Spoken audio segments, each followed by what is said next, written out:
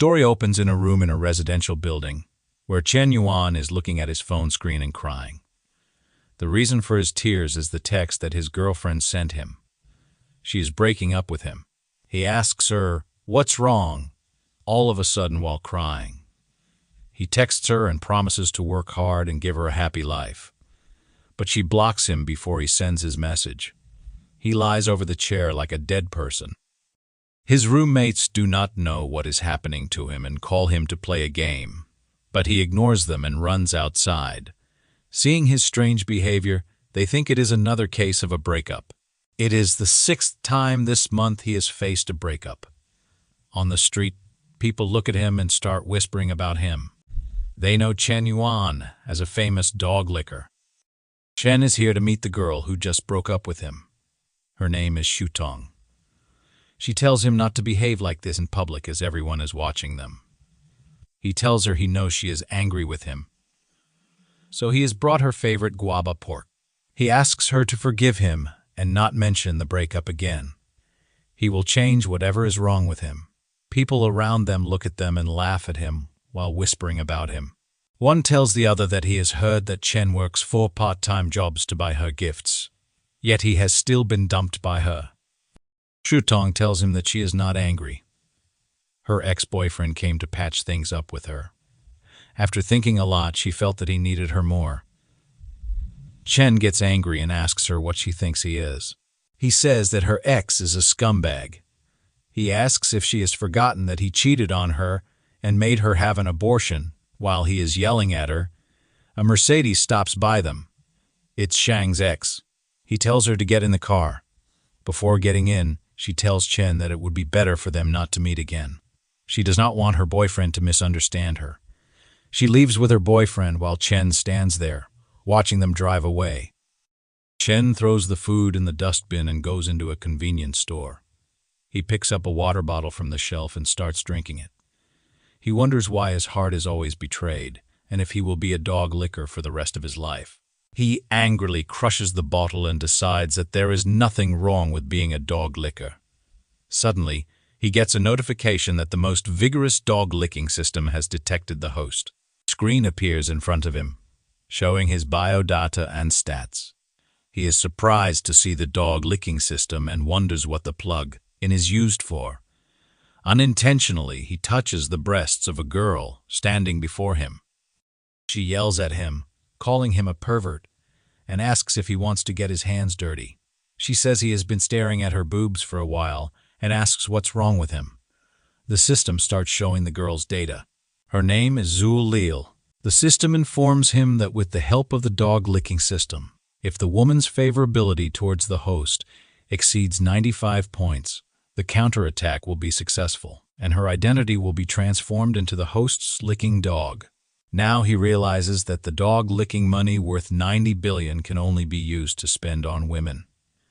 He is also told that when the opponent becomes the host's dog, 10 of the amount spent will be rewarded to the host's account and become the host's personal property. The host can also get other rewards. Chen decides to use it on the girl in front of him. He smiles and tells her not to be mad at him and that he will pay for her meal today. The system successfully binds their dog-licking relationship. His mission is to counterattack Zul. The reward for completing the task is 10 of the dog-licking gold and 5 strength points. These strength points can strengthen the host's physical attributes, including physical fitness, mental strength, and agility. Zul Lil is the flower of the art department. She is powerful, and once made a man spend 30,000 yuan on her with just 3 words. Zul smirks at him and asks if he wants to play rich and flirt with her.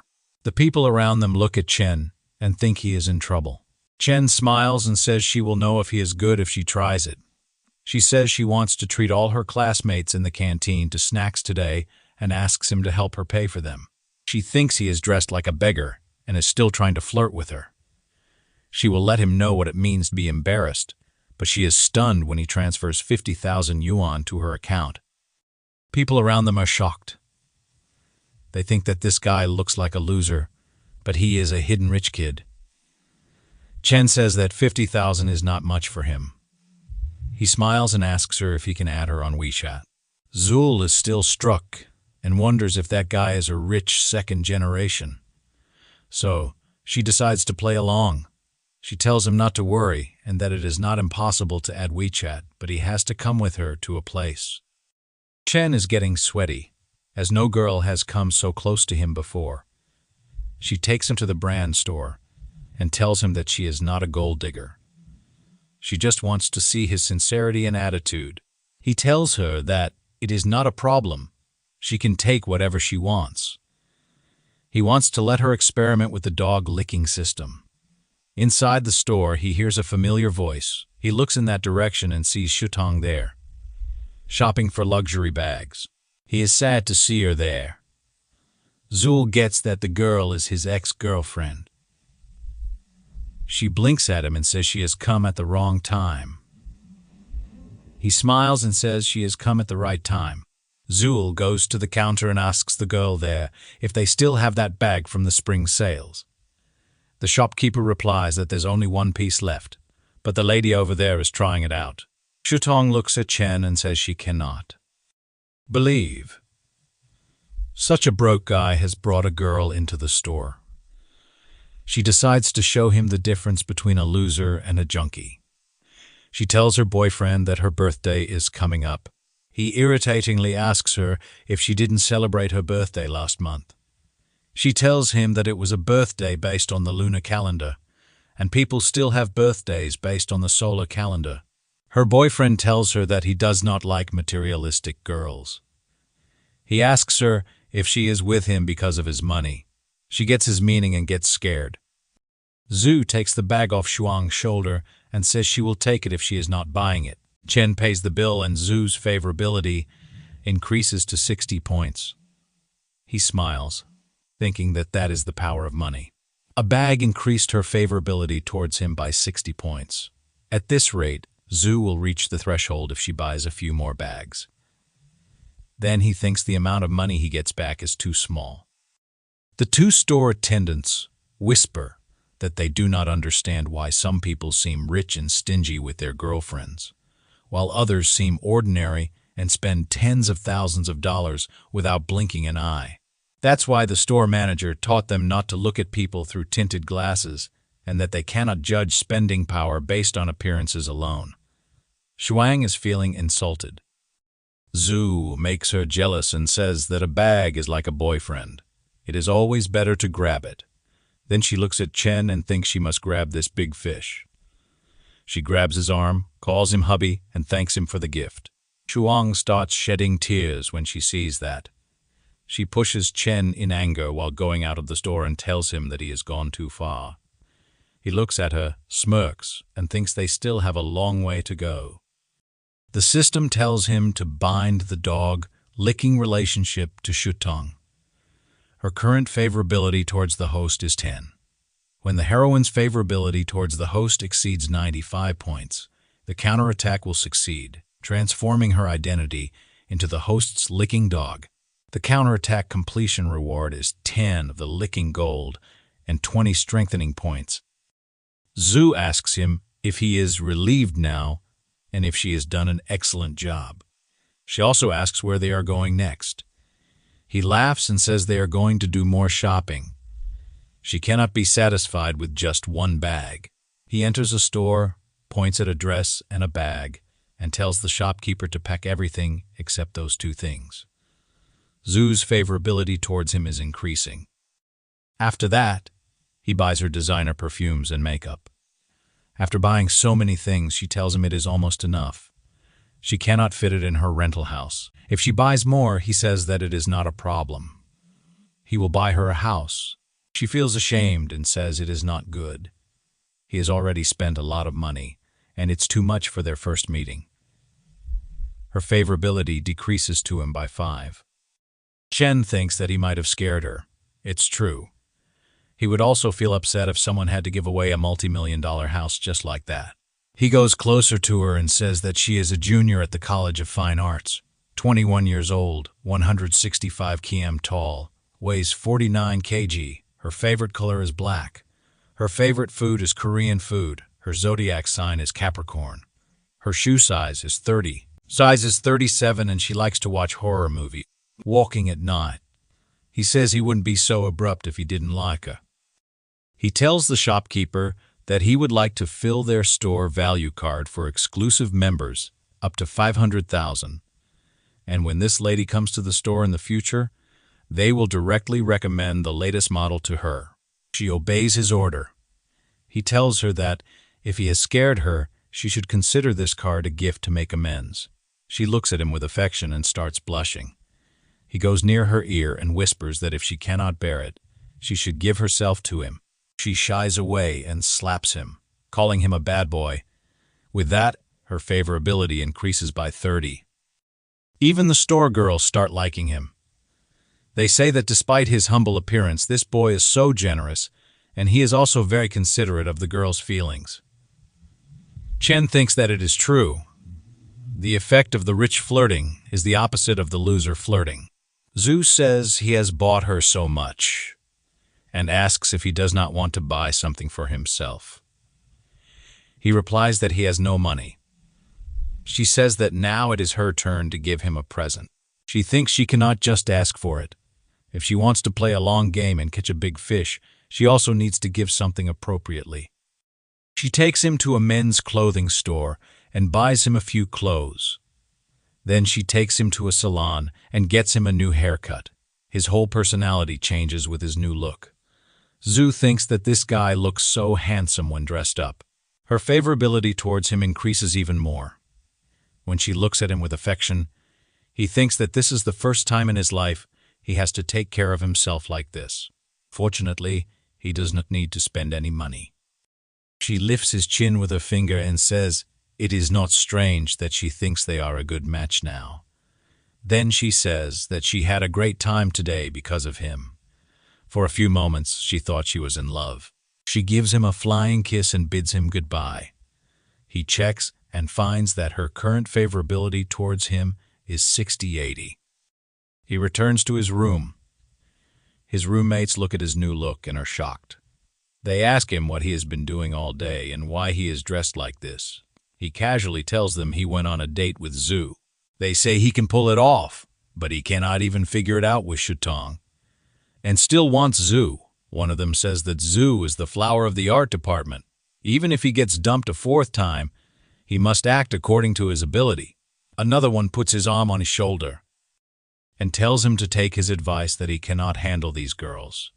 After a while, he gets Shuang's text saying that they should delete each other's numbers if he hates her. Chen knows that she wants to mess with his mentality. If they delete each other's numbers, where can he go to increase his favorability? He will also point her to upgrade and make money. He replies that he can hate her when she has a special place in his heart. She tells him that she is being with a junkie because she is vain. Her mother is ill and she needs 50,000 yuan for medical expenses. Chen sends 50,000 yuan to her account. She is shocked and tells her friend that she casually said it to him. And he gave her money. Her friend asks, who is so generous as to send a transfer of 50,000. She shows him the chat. That girl is surprised to see Chen's name and asks if she did not dump him today. Shuang wonders if she made a mistake. She decides to ask him. She asks him where he got all that money from and if he is in a relationship with Zhu.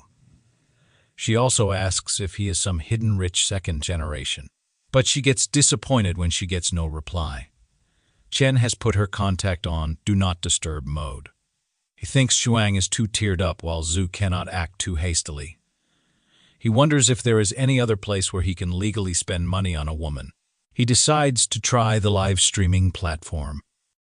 The girl on the live stream tells her viewers there is still an hour left before she goes off the air. So if her viewers want to send gifts, they'll have to hurry. Chen looks at the comments and is amazed that she has earned $1 million in no time. It means he has come to the right place. He presses the rocket icon and sends her money. After seeing the amount, that girl is stunned. It is not just her who is shocked. The other viewers are struck as well.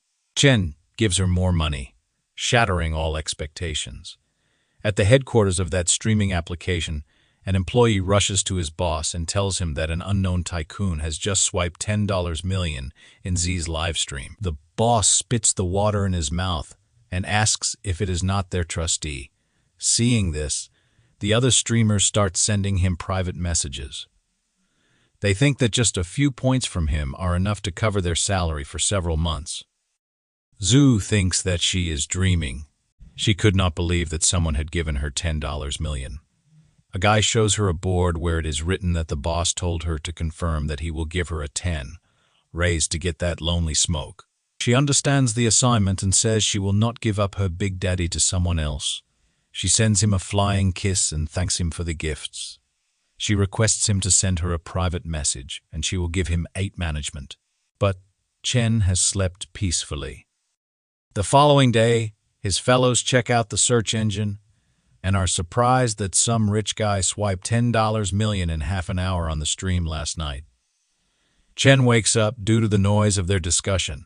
While brushing his teeth, he thinks he spent so much money last night and wonders why Mr. did not have any binding relationship. It means the bonding has to be in real life. Also, he wasted his money last night. He opens the app and looks at all the texts he had received the night before. He wonders if he is digging a hole in the chicken coop. His fellows are going somewhere and seem excited about it. They are in a hurry. He watches them go and asks what those 3 are doing without him. One of them says they are going to class. He reminds him that today is a public class. They can appreciate the goddess Xiao Yuki up close. The second one tells him he used to run faster than them and did not want to leave after class. Xiao Yuki, the campus beauty of Hunan University and vice president of the student union, is the dream of all boys. She is a pianist, a ballet principal, and a second-level athlete. Her outstanding talents and superb looks make her so difficult to approach. Chen is sitting in one of the rows in the student hall. Some girls look at him and say, "That guy is so handsome." They wonder who he is, as they have never seen him before. Chen thinks that a beautiful woman at Lakeside stands apart from the rest of the world. For 3 years, no one has been able to reach the top of this lonely peak. It must be worth a lot of money if it is hard to track down. Shuang and her fellow are also sitting a few rows behind Chen. Her fellow looks at him and asks if he is Chen. She says she has not seen him so handsome in a few days. She asks Shuang if he is dressed up especially for her. Shuang says that it should be correct, but she has a junkie now.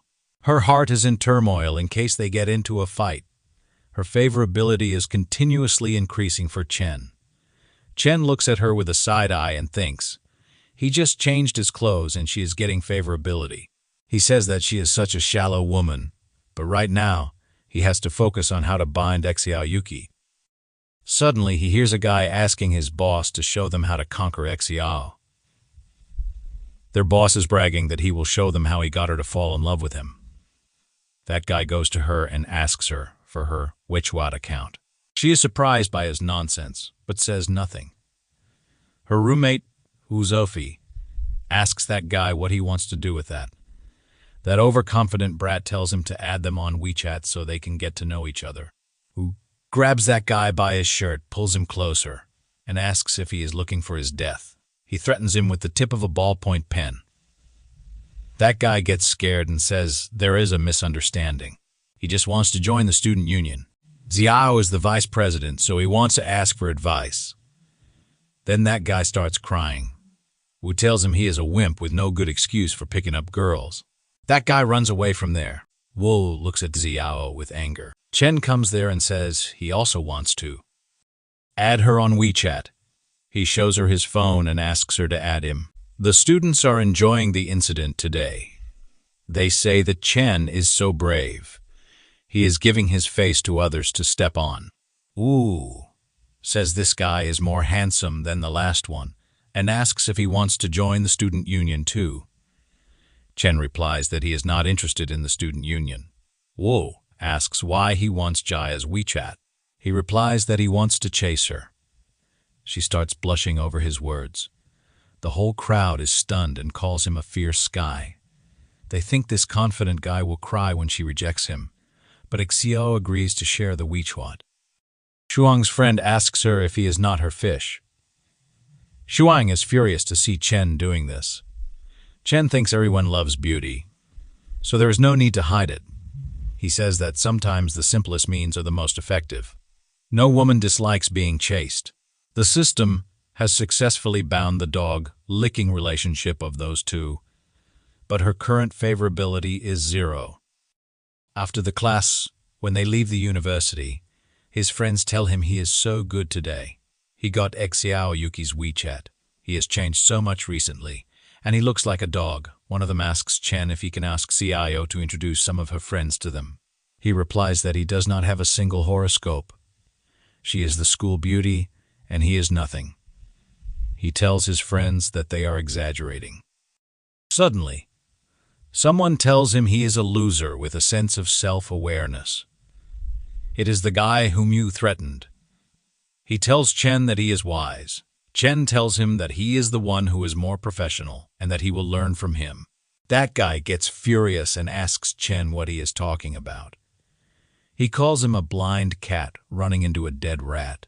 He tells him not to be so proud.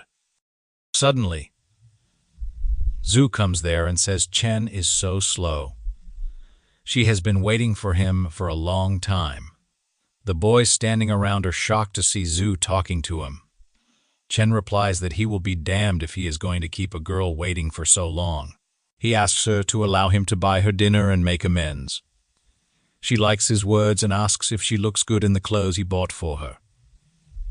He replies that those clothes were made for her, and that the bag looks best when she carries it. He keeps praising her, and they walk away while talking. The crowd watches them go away together. That guy from earlier starts crying and wonders why he is one step behind. Shuang is crying with tears and wonders who Zhu thinks she is. It was Shuang who came first. Zhu and Chen go to a restaurant. There, she gives him a portrait of himself. She says that she stayed up all night to draw it. She also threatens him that she cannot spare him if he dares to throw her away casually. Chen is surprised and thinks this is the first time since birth that he has ever received a gift from a girl. Zhu smiles and asks him if he likes it. He wonders if this is a bait that she has prepared for him. She planned to trap him from the moment he spent money on her. He smirks and thinks it is a shame he is not the person he used to be. Zhu looks at him and thinks he does not seem very happy. It means he did not like her gift. Chen asks her why she is giving that portrait to him. He says that she made it by staying up late for him. He takes it from her hand, looks into her eyes, and asks how she should be responsible to him if she does not give him such a good gift in the future. She yells that he scared her and asks him to return her painting. He says he wants to collect it and use it as a family heirloom. He grabs her hand, pulls her closer, and says he likes her better in person than in her gifts. She starts blushing and thinks Chen is an expert in flirting.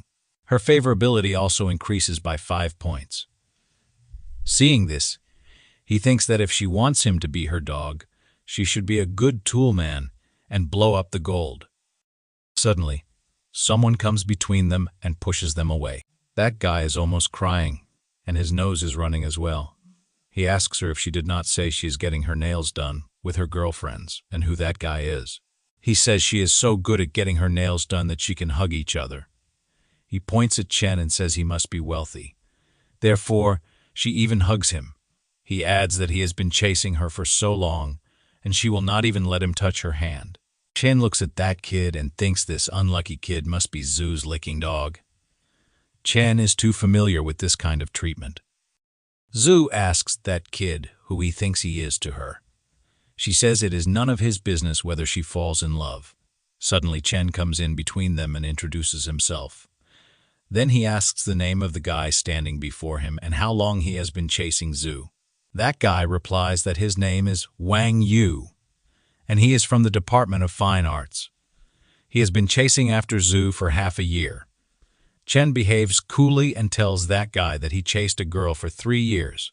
He worked 4 odd jobs and ate 8 steamed buns and pickles every day, but she finally chose to sit in someone else's Mercedes Benz. He tells him that those who have turned their backs on them will be their motivation for self-improvement. A real man should focus on getting a wife. He tells him to return to his dormitory, forget about her, work hard, make a name for himself, and make her regret her choice. That guy gets motivated and even starts crying. Zhu wonders what they are talking about as Wang starts crying. He calls Chen and tells him that he is just her friend. Chen replies that he does not care about her past, but he feels like she does not respect him very much, nor does she respect herself. He tears that painting in front of her. He says she can still use yesterday's card, but they will not meet until she gets her relationship in order. He leaves her there and walks out of the cafe. He laughs devilishly and thinks he wants to see how she will cope. She starts shedding tears, standing there, and thinks this is the first time someone is tolerating her like this. She thinks she likes him, but she screwed up things. Her favorability increased again by 5 points. While walking on campus in the evening, he thinks that women cannot just hold it in their hands and give it a shot if they have nothing to do. He looks at his phone and says Zhu's side has finished pushing the second tower. It is time to switch lines to Xiao Yuki. He checks her profile and finds that Xiao is broadcasting and she is an anchor as well. Xiao is sitting in front of a piano and greets everyone online. She tells them she is a trainee who has been live broadcasting for 2.5 days. Her specialties are singing, dancing, and piano. She requests others to take care of her. Chen thinks it is pretty cute and wonders if President Xiao may be cold on the outside but hot on the inside. He looks at the money she generated and thinks it is too low. Suddenly, he gets a text from Zia. He asks her who she is, and she reminds him that he gave her a bunch of rockets yesterday. He asks her if she is free for a meetup. She replies that she would also like to meet, but her schedule is packed. He tells her never to mind it. Then she thinks he has gone mad and says she will do a special dance for him tonight. He is furious that she still wants to trick him into swiping gifts. He does not even have a binding judgment for $10 million. He could give it to President Xiao. Suddenly, Xiao gets a notification that someone wants to peek with her. Chen is also glad to see that. It will be fun to watch. Zamir tells her viewers that she is matched with a new girl. It looks like she is sure to win. Chen also watches the match and says it will be hard to tell who wins until the end. It is a strange fate that the two of them match together. Zir tells Jiao to take a break. She says that her hand is broken, but Zhu has the backing of a wealthy man. She is sure that she will convince this smoky guy with her farming skills. Till now, she has gathered more gifts than Xiao. However, she soon becomes shocked when she sees that the smoky guy has sent multiple rockets to Xiao instead of her. Zia is surprised as well. Zia is now worried as she did not get support from the guy she was getting support from. She has been told that her boss demands an explanation of what happened. Zia gets disappointed and apologizes to her viewers by saying she has something to do, so she is going off the air now. Chen smiles and says he can give her a gift. He could also gift someone else. She wanted to pin him down with a smile. He looks at President Xiao's live stream and says he has spent much money on her, so she should not let him down. At the headquarters of the Shark application, an employee runs toward the boss to tell him about the big event that just happened. He tells him that the Lonely Smoke gifted another 10 million.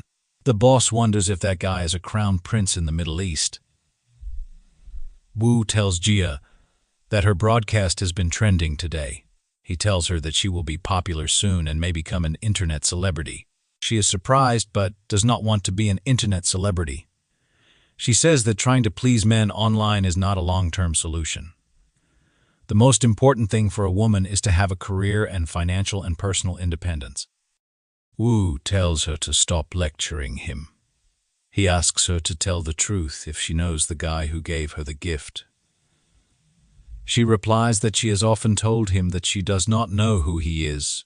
She gets irritated by his question. Wu apologizes to her and says he is just curious. Xiao says he has sent her so many gifts, so she should send him a private message to thank him. Suddenly, She makes a scream. Wu asks her what happened to her. Xiao shows him her phone and says she may know that rich man. Xiao thinks that Chen is the son of a plutocrat. He has been well-dressed and well-fed since childhood, but he has a low-key nature and always pretends to live an ordinary life. Having received an elite education, he was fed up with the gazes of others and just wanted to live freely. One day, he meets the girl he loves and bravely pursues her as a commoner. Xiao thinks this must be Chen's story. Wu asks her if she is reading too many novels these days. She does not care what Wu thinks and says Chen has lived well since childhood, so pretending to be ordinary must be challenging. Now, she has to thank him sincerely. Chen comes back after taking a shower and sees Xiao's text. She invites him to dinner tomorrow and says she will wait for him at the school gate. Chen thinks that she did not ask him where he got the money for the gift, but simply invited him to dinner. He wants to see what she is up to. The next evening, he reaches the school gate on an electric bike. He stops near a luxury car. The middle-aged man with a cigar outside that luxury car asks Chen if he is waiting for someone. He replies yes, and asks if he is waiting for someone too. He replies that he came here to pick up his goddess. Xiao appears on the road. Chen looks at him and is stunned. The uncle tells Chen not to look at her. He says Chen must work hard to earn money, or uncles like him will pick up all these beauties. Jiao looks at Chen and sits on his bike behind him. That uncle is shocked to see that beauty choosing that guy's bike over his luxury car. He sits on his knees and cries, asking what the purpose of making so much money is. Jiao feels like riding a heavy bike and sitting with her husband after marriage. They have arrived at a local restaurant. Chen parks his bike outside. Their orders of spicy garlic are served. Chen starts serving her food. She adores his manner, thinking he forgot to be a gentleman, even in a simple stall. It is the style of a noble family. Chen passes her the hand-glove box. She smiles and thinks he treats people with a sense of propriety. A little more attention, and they will be attentive. A little less, and they will be cold. He is very... Chen, a disciplined family man, wears a glove and starts eating lobsters with his hands. She looks at him and thinks this must be the most undersized lobster he has ever eaten. She thinks that if he is so rich in eating with her, he does not want her to be stressed out. She thinks he is such a soft, gentle flower of the highlands. Her favorability towards him increases by 10 points. Surprised by this sudden increase, the lobster falls out of his hand. She picks up a lobster and feeds him with her hands. She blushes and says she will peel the shrimp for him. He is amazed and starts liking her generosity. When she is feeding him, Shang and her boyfriend, Junkai, enter the restaurant. She is shocked to see Xiao feeding Chen shrimp. She is worried and thinks first it was Zul Lil and now Xiao Yuki. She wonders how he could be so capable. She tells her boyfriend Junkai that there are too many people here and asks if they can go somewhere less crowded. He grabs her and says he thinks there are a lot of acquaintances. He tells her that he is a person who likes to eat in crowded places. He goes to Chen's table and throws some money at him. He tells Chen to take these $500 and give him his seat. Chen looks at the currency notes that fell there and wonders what Junkai is doing and if he thinks he looks good like that. Junkai throws more notes and asks him if these are enough. Chen shows no reaction. Xiao stands up in anger. He thinks that he was provoked and wonders why she is so angry. Xiao angrily thinks about what that dog thinks of himself, that he dared to mess up her perfect date. Seeing all that money, a guy comes there and tells Junkai to give that money to him, and he will give his table to Junkai. Junkai grabs him by the shirt and angrily says he wants this table. Suddenly, he gets hit by a purse and one of his teeth breaks. It was Xiao, and Chen was stunned to see her being this brave.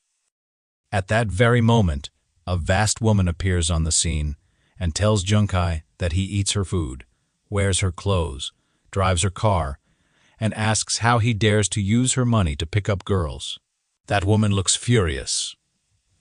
Chen looks at her and is scared to his death. Junkai, who just got hit by Xiao, grabs his face with one hand and asks why Xiao King is doing here. She thunders and asks if she had not been here, how would she have discovered that he was having fun with women behind her back? She says Junkai is a beast worse than a pig or a dog. Junkai tries to play innocent and says she has got it all wrong. He asks how he could have a woman. He says that she has given him everything, so there is no way he could betray her. He grabs Shutong by her hair, pulls her, and says it was her. She seduced him. Shutong cries and says that Junkai is lying. He asked her first and also said that he was single. He slaps her on her face and tells her to shut up. Shutong looks at him with tears in her eyes. He again raises his hand at her and tells her to lower her gaze. Chen grabs his wrist and stops him there. He asks Junkie if he does not feel ashamed of himself while hitting a woman. Shutong cannot believe that Chen took a stand for her. She thinks he still loves her. Her favorability for him increases and reaches the target point. The system informs him that Lin Shutong, the dog-licking partner number 2, has a favorability score of 95 for the host. It congratulates the host for a successful counterattack on dog-licking target number 2, spending 50,000 on dog-licking gold, and rewarded the host with 5,000 yuan. Lin Shutong is transferred into a licking dog, and the host is rewarded with 20 enhancement points as well. With those points, his strength and agility increase. Chen bends Junkai's arm. Junkai gets hurt and asks him to let him off. He lifts a bottle from a table and tries to hit Chen with it, but Chen breaks the bottle and Junkie's nose with one punch. Chen tells him that there is no shame in eating soft food, but he is a beast who eats soft food and beats women properly. Junkai feels insulted and brings out a knife from his pocket. Chen tells him to watch out. Chen speedily grabs his wrist and releases the knife from his grip. Then he lifts him and throws him. Junkai passes out. The crowd gathers around to see the fight. Chen starts walking outside. Shutong looks at him and rushes toward him. She grabs his leg and says she was wrong and blind. She asks him for a chance to start over. He asks her if Chen, whom she is talking to, is the person who once carried her over 10 km to the emergency room at 3 a.m. Is he still the same Chen who saved up for half a year to buy her a cell phone, only to be criticized for not being the latest model? Is it Chen who knows she is frivolous and vain, but always believes she will look back one day? He tells her that the old Chen is already dead. She chose it herself. Then he leaves her there crying. Chen drops Jia at her hostel. He apologizes to President Xiao for the mess tonight. She replies that calling her president is too rude. He should just call her Kiki. She adds that she did not feel disturbed, but she got to see a different side of someone. She thinks that Chen is a person who is more and more impressive, the more someone looks at him. She has a hunch that he will bring her countless surprises. Shutong enters her room while crying. Her friend asks her why she has not brought an umbrella, as it is showering so hard outside. Shutong just calls Chen Yuan's name and says nothing else. Her friend thinks that she has heard that Chen swiped over 10 million for Xiao's live broadcast yesterday.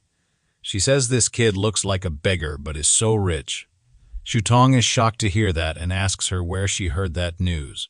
She replies that Wufia's dorm roommate said it, which is all over the women's dormitory. She thought Shutong knew. Shutong starts screaming after hearing everything. Chen is playing a video game. His friend asks him if he is outrageous. He is 118. Chen's friends ask him if he is a gaming genius after winning 18 times in a row tonight. Chen thinks that he did not expect that after adding 20 attributes, even playing games would become more accessible. This is a surprise. He replies to his friends that he is in good condition. One of his friends asks him why he does not become an anchor. He says that when Chen makes 1 million a month, he can fly with him. Chen removes his shirt and looks at himself in the washroom's mirror. He thinks the attribute points have made qualitative changes in his body, and he is in better shape. He focuses on his jawline and says that calling himself Pang Yuan of Hunan University should not be too much.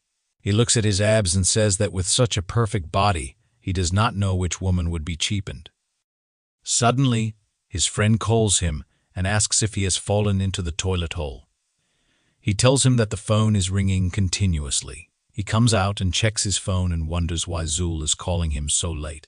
He wonders if she is thinking of some new tricks to trick him. He calls her and asks why she called him so late. She is crying on the other side.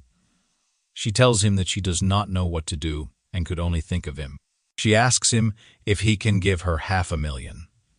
She explains that her dad owes a lot of money because of gambling.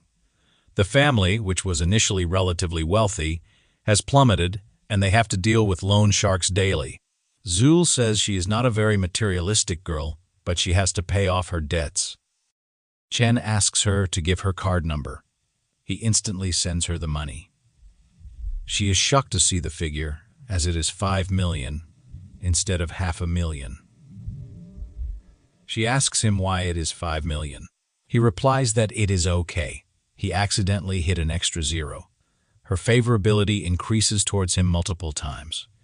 She thanks him for helping her and says she will repay him. Zul's current favorability score is 94. Chen wonders why it is still 94, and if his sudden help did not win her heart. He wonders if she wants to confess her feelings. Then he thinks that it might not be the case. The person who reveals his neediness first is often at a disadvantage. Whoever confesses first will lose. The next day, when Chen is outside the cafeteria with his fellows, Shang comes there and tells him that she has brought him a bun from the cafeteria. She invites him to go to the classroom together. His friends are stunned to see her bringing breakfast for him. Suddenly, Zul comes there too and says she has brought him breakfast. She guesses he is tired of eating in the cafeteria, which is why she made him seafood porridge. Both girls look at each other with hate in their eyes. Suddenly, someone else calls Chen at the same time. Now his friends wonder who the third candidate is. It's Yao. She says she has brought him beef noodles. Shong and Zul wonder why Xiao is there. It's like a boxing match between those three inside a ring. Her strong sense of oppression fears those two. They think that is the power of being number 2 on the school's beauty list. Chen asks Xiao how she knows that he likes to eat beef noodles. She says she just assumed he likes spicy food when they ate crayfish yesterday, and knows a great place that serves it. He replies that it feels so good to be cared about by others. He thanks Kiki. He thinks that he expected this from Xiao. She could gauge his taste through the details, and without making a sound. Xiao welcomes him and says, of course, giving breakfast is a priority. She adds that if one does not care for the other party's liking, how can they say they like them? Shutong and Zul are annoyed to hear that. It feels like she is punching them very severely. Xiao gives him a gift and says it is to express her gratitude. Chen asks if it is the newly released F15 Pro Max. Chen's friends are shocked to see him getting the latest mobile phone model as a gift. Seeing him receive the gift makes them feel worse than the death of their fathers. Even Shang and Zul are surprised to see her willingness towards him, as that phone costs more than 10,000 yuan. This feels like she has knocked them in a single move. Chen tells her she does not need to spend so much on him. She replies that he has spent more on her. She does not have much money. It is a favor to him. He says that he will accept it. Then they both walk away, leaving the others standing there. Shutong says she wants Chen back and wonders why it is so hard. She is sad because it has only been a few days, and another girl has appeared. Zul comes to him and tells Shutong to find a place to chat. Shutong asks what she is talking about. She has nothing to discuss with her. She adds that it is all Zul's fault. Zul says that she wants to talk about forming alliances. Shutong startles and asks what kind of alliance. She replies that it is an alliance against their common enemy, Xiao. Chen checks the mobile features. It is hard to believe that she gave him such an expensive mobile phone which costs more than 10,000 yuan. Jiao asks him if he is okay, and if something is wrong with the phone. He smiles and says everything is fine, and the phone is handy. Her current favorability is 40. Chen thinks he would have already believed she loves him if he had not seen her favorability. She is indeed worthy of being the goddess. She is more skillful in making the hunter think she is the hunter. He has to find a way to push forward the progress as soon as possible. When he is busy thinking about this, his phone beeps. It is a text from Zir. She tells him that the last time she said she could not meet, it was not that she could not do it. She is a little bit afraid of society, but it does not mean she does not want to meet. Smokey. He looks at the message, laughs, and wonders what kind of attitude this is. He also wonders if she thinks him a. At the same time, he gets a notification that Dragon King wants him to join a group where all the anchors are ranked. He wonders if this is the legendary Big Daddy group of anchors. He joins the group and starts chatting with the other members. He realizes that these rich guys want to test his skills, so he plays with them. One of them says that Mr. PM Smokey seems rich. Ends of millions are just a tiny amount of money for him. He asks if he wants to do business with him. That guy adds him for a private chat. Here, he tells him that he has a villa. He plans to sell, but doesn't know if Mr. Giz Smokey is interested in it. Chen asks him about the location. He replies that it is located in Jianyu District, a river, view villa. Chen searches the location on maps and is stunned to see that Jianyu District is a well-known wealthy area. A villa costs at least tens of millions. He replies that he has just planned to buy a villa to store some sundries. He will go to see the house tomorrow. The guy on the other side of the phone is shocked to see his reply. He says that this guy seems to be planning to buy it. He wonders if they guessed wrong. He tells Dragon King that Mr. Kin Smokey is not a shill. He is rich. Dragon King, who is drinking tea, replies that whether he is rich or fake, they will know when the time comes. Even if they guess wrong, there will be many benefits if they can make friends who will not frown, even if they throw tens of millions of dollars at others. He tells the other guy to send Mr. Smokey their address and learn more about him. Chen receives the address and wonders how much her favorability will increase if he gives her a villa. Xian brings Xiao to that location with him.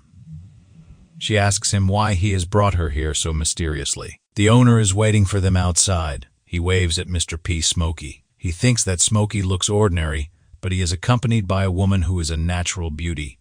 He wonders if he may be the son of a hidden family. It seems to him that the price today is challenging to negotiate. He extends his hand for a handshake and says his name is Chen Yuan. He has a small business, but recently he had to sell this villa due to financial problems. He welcomes them inside the villa and tells them to have a look. He says the entire villa has a construction area of 500 square meters. The usable area is 2,000 square meters. Famous designers designed the decoration, and the whole house was customized with imported Italian furniture. He shows them the view from the balcony and says that the river is surging and dragons and tigers are roosting. The feng shui is excellent.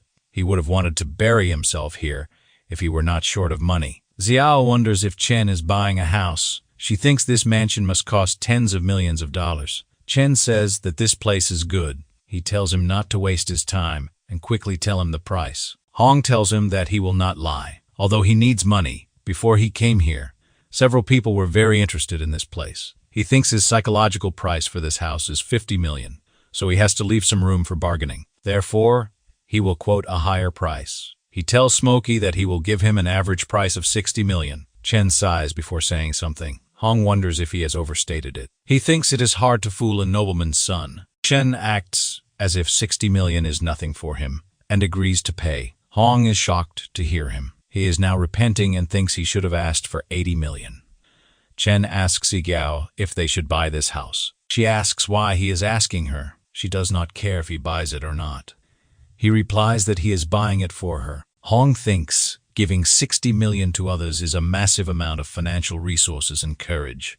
He is shocked because the price he quoted did not offend Smokey. Xiao is stunned and thinks no matter how rich and generous Chen Yuan is, he should have some restraint. This is too exaggerated. She wonders if this is some kind of main Nordal trap, and if he will trick her into drinking tainted water later.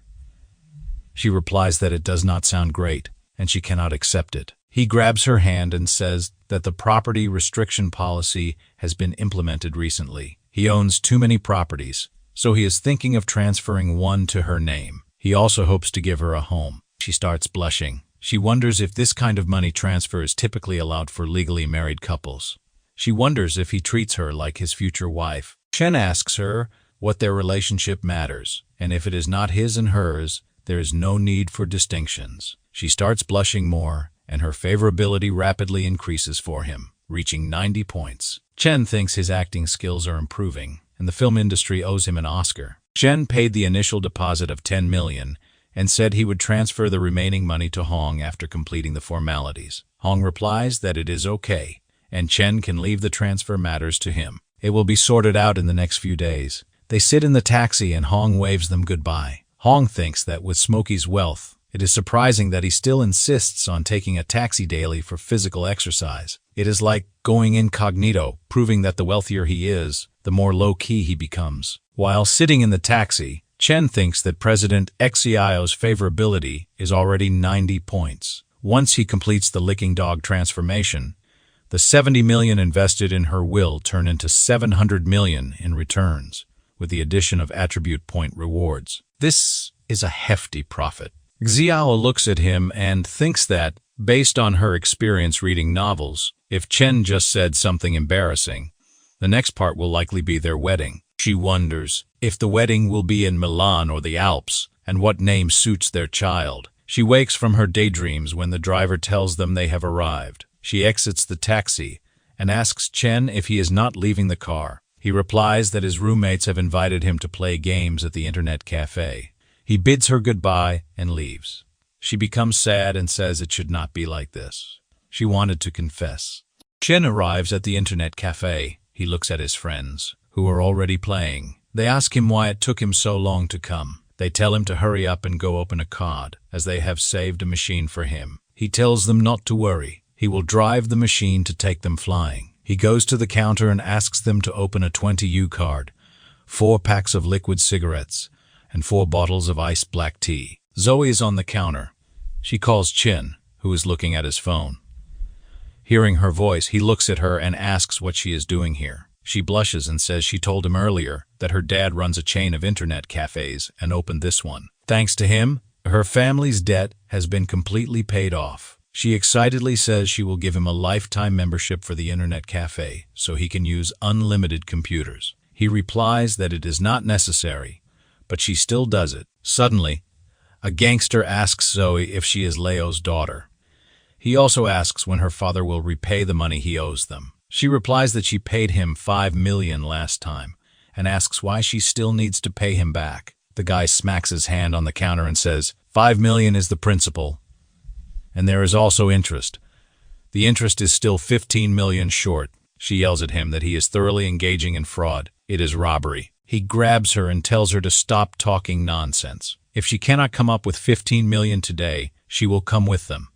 With her looks, she would be the star of his nightclub and could easily earn enough to cover the 15 million debt in 1 or 2 years. Seeing him crossing the line, Chen grabs his arm and twists it. He warns them to leave quickly before he gets angry. The gangster, furious, calls Chen a meddling mouse and orders his men to kill him.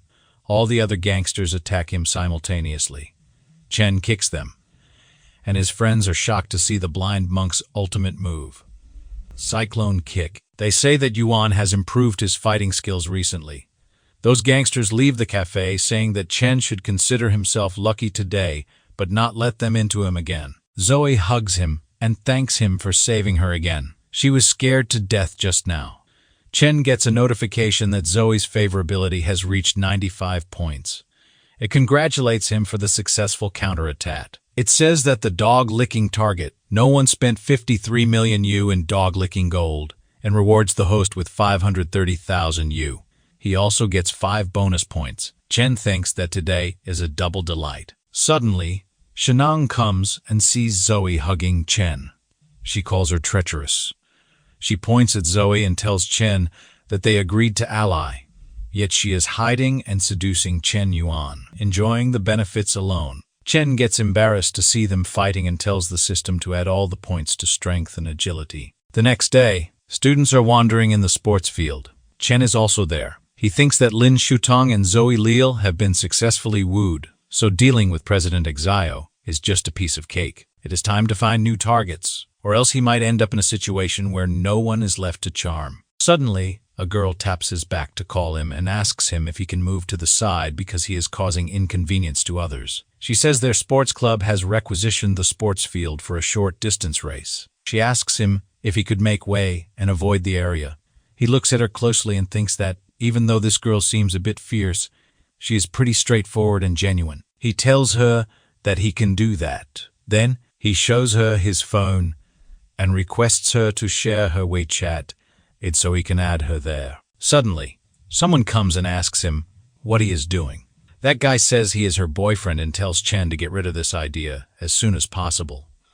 Chen thinks that he has seen this guy somewhere before. Then, he remembers that this guy used to beat him in the past. The guy calls Chen a toad dreaming of eating swan meat. He tells him to give up that unrealistic hope and face reality. Chen thinks that it is a narrow road between enemies. The system binds that girl in the dog-licking relationship. She is Haining, and her current favorability towards the host is 5. If he succeeds with this target, he will get a reward of tens of the dog-licking gold, along with an additional 22 enhancement points. Chen thinks that this target is attractive. The referee asks the players to get ready as the competition is about to begin. That guy also comes to the starting line. Jing roots for her boyfriend. The players take their positions. The referee gives the signal, and that guy is running faster than the other players, maintaining the first spot. He thinks the other players are a bunch of ants. Suddenly, a player crosses him. That guy is shocked and says someone can't be this fast. It is Chen who leaves that guy behind. He thinks that he will defeat Ling in his strongest field. Yang Gong thinks that he cannot be underestimated. He laughs and says that although he does not know who he is, he will show him what it means to be a great emperor. But then he looks around and wonders where Chen has gone. Chen appears on his left, and he is still running. Ying is shocked that Chen has lapped him by a whole round. He wonders how many seconds it was. Chen smirks and thinks that with just a mere decade of hard training, Ling could never compare to his meticulously planned skill points over a whole week. The anchor says that they witnessed something extraordinary. The real speedster has emerged. In the face of his speed, even the iron arm, Adam bows. Down in awe, the whole crowd shouts for him. In just 50 short seconds, he has already circled the field once. Chen wins the race. Jing could not believe that her boyfriend had lost. The anchor says that a new champion is born. He has broken records, surpassing even the limits of human intellect, but they still know nothing about him. He is not even a competing athlete. The coach comes to Chen and says that Chen has extraordinary abilities. He says that if he is interested in joining the track and field team, he recommends joining the national team. Ling starts crying and asks the coach if that spot wasn't meant for him. Jing looks at him and wonders why she does not feel bad about that guy. Her favorability increases for him by 5 points. Suddenly, Ling calls her and asks what's wrong with her, as her thoughts seem somewhere else. She smiles to cover up and says she is just a little worried about him. Meanwhile, her favorability keeps increasing for Chen. Xiao enters the room, and Wu asks her where she has been. She tells him that Chen bought her a house. Wu is shocked to hear this news. She replies that it is true. She went to see a house with him today. She tells him that Chen bought that house for 60 million. She asks him to help her check the house prices in Jianu district. She says that if that chubby guy selling the house plays dirty, she will not spare his life. Chen told her that what belongs to him also belongs to her. Wu thinks that sometimes luck favors the naive. He wonders why he cannot encounter such good fortune. He is feeling jealous of her. Wu tells her not to show off. He will help her with this. Suddenly, he sees something on his phone and yells, "What is this?" Someone has posted an article about Chen, claiming that he is a top-tier scumbag juggling multiple relationships at the same time. At the 21st level, Chen's roommate shows him that article on the internet and makes fun of him. Chen is angry.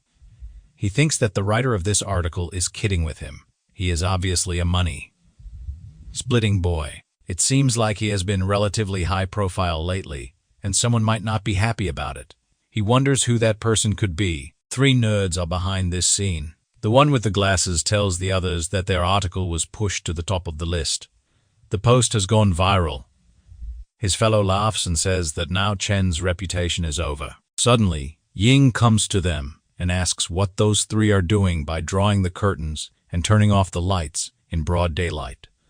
Firstly, those 3 get scared by his sudden appearance. They look at him and say he is so scary, as he always walks silently. The main culprit tells Ying that there is a guy named Chen Yuan in the School of Liberal Arts who is very arrogant. Recently, they are dealing with him.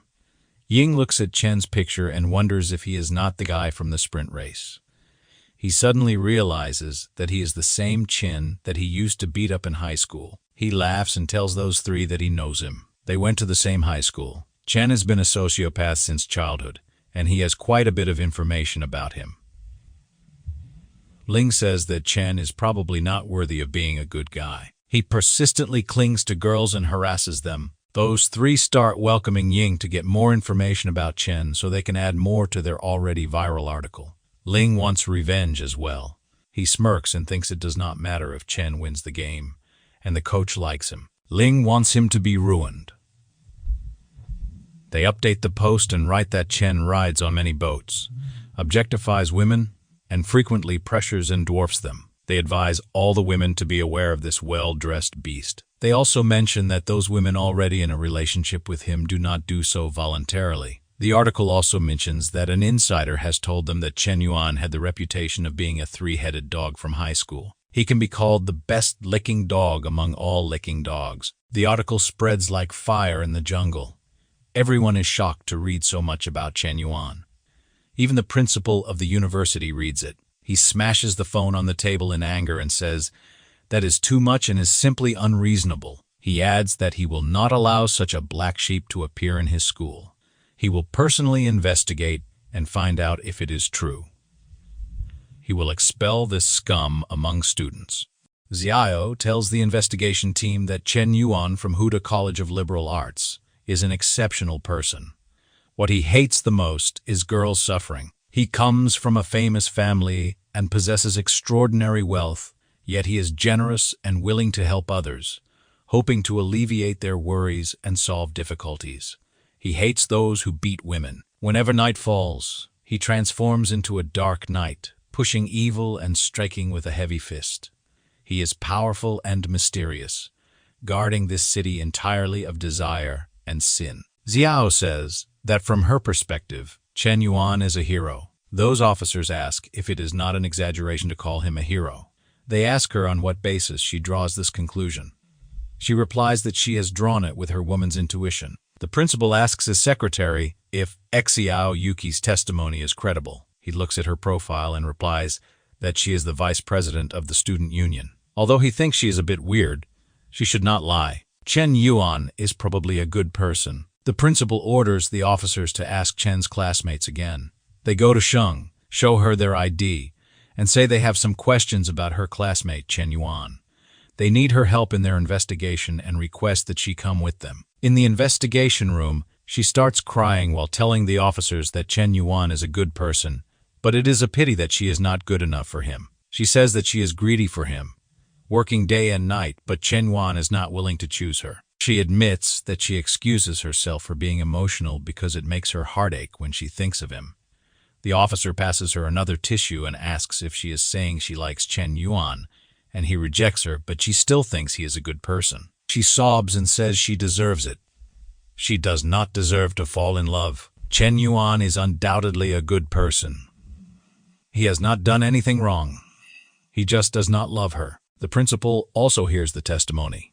After that, he leaves the room, smokes outside, and wonders if it is possible that Chen Yuan is innocent and the people on the forum are trying to smear him. Suddenly, he looks down from the window and sees 2 people coming that way. He wonders why they are presenting a banner. He meets them and introduces himself as the president of Hunan University. He asks them what those 2 are looking for. Zoil opens the banner and tells the principal that she is from the art department.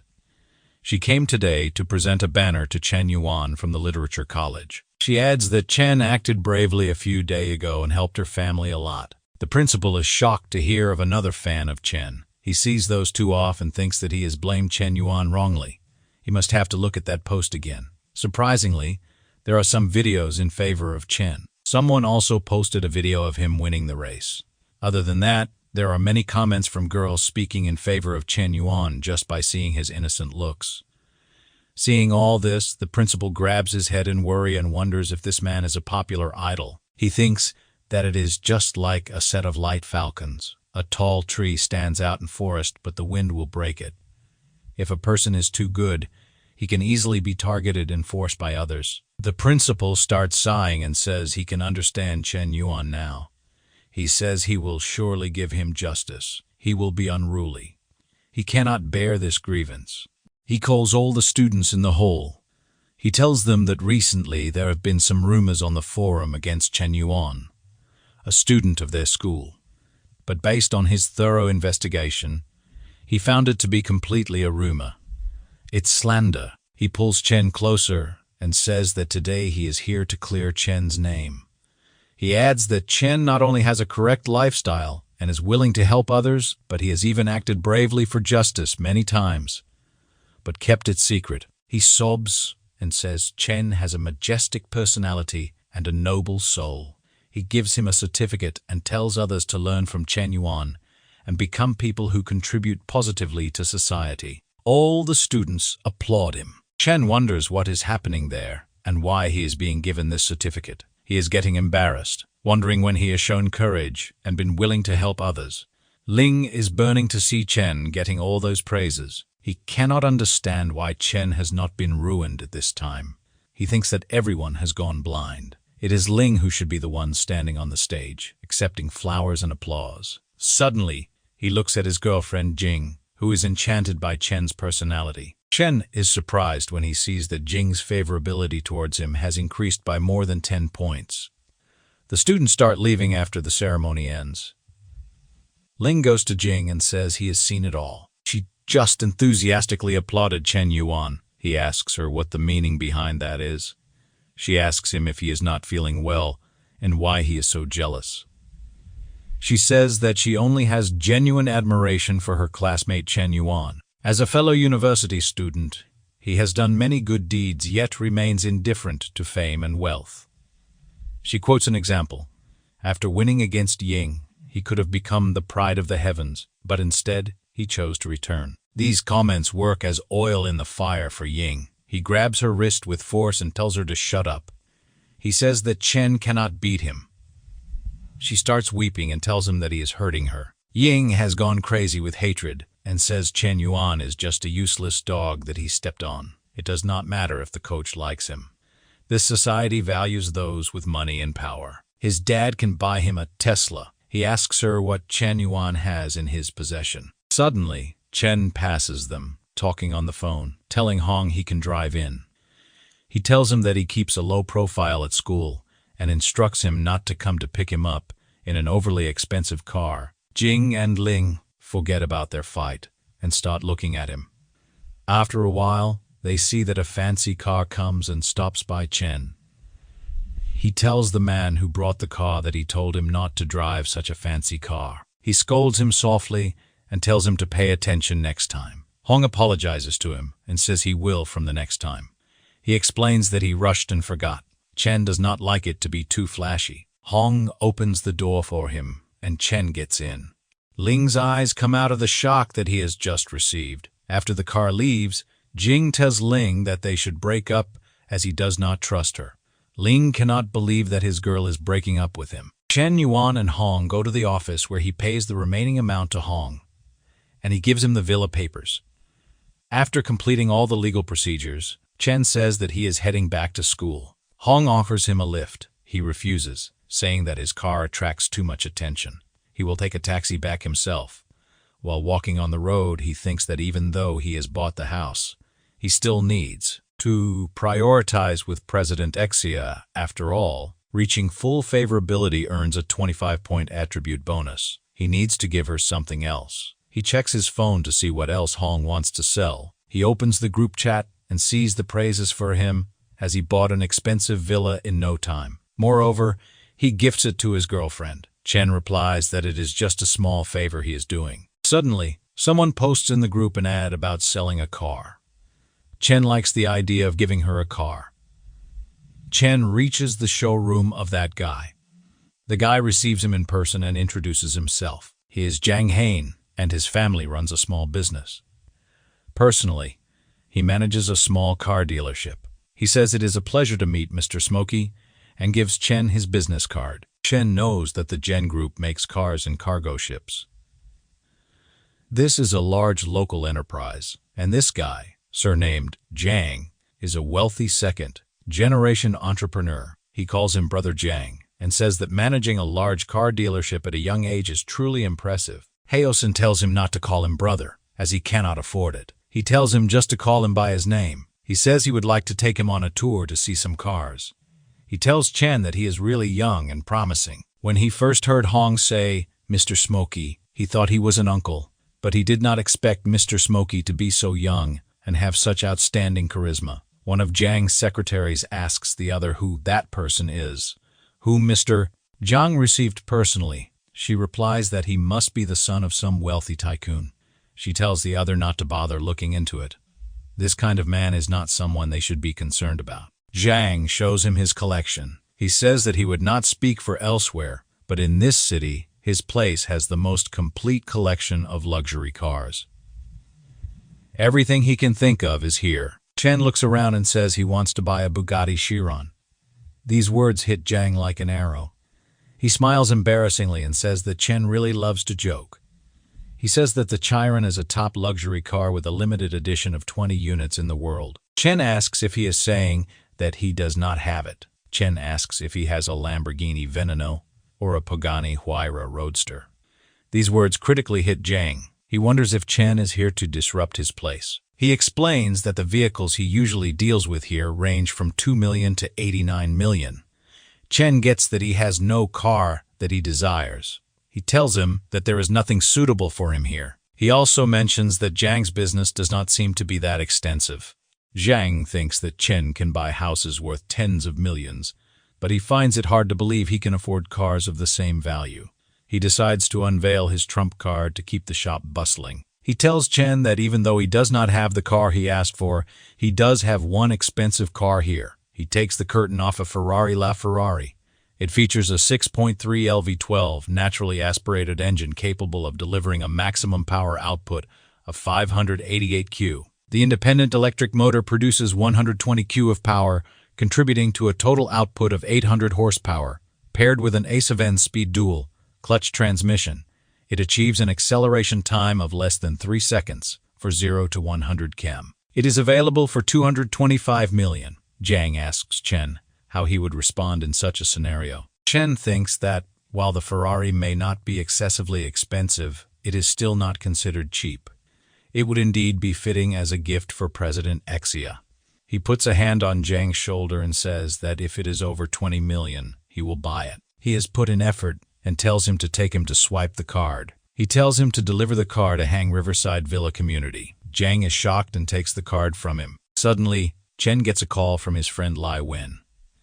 He wonders why he is calling him this time. Wen tells Chen that on his birthday, his girlfriend Liu Jia said she was accompanying her best friend to do nails. It got very late. Too late. Liu Jia did not bring an umbrella with her. He was worried about her, so he hurriedly took an umbrella to give it to her. But he witnessed a scene that tore his heart apart. She was kissing some rich guy with a car in the rain. At that moment, he felt a sense of confusion. They were getting wet in the rain, while he, holding the umbrella, felt like a drowned rat. Wen is crying tears and tells Chen that his heart hurt so much.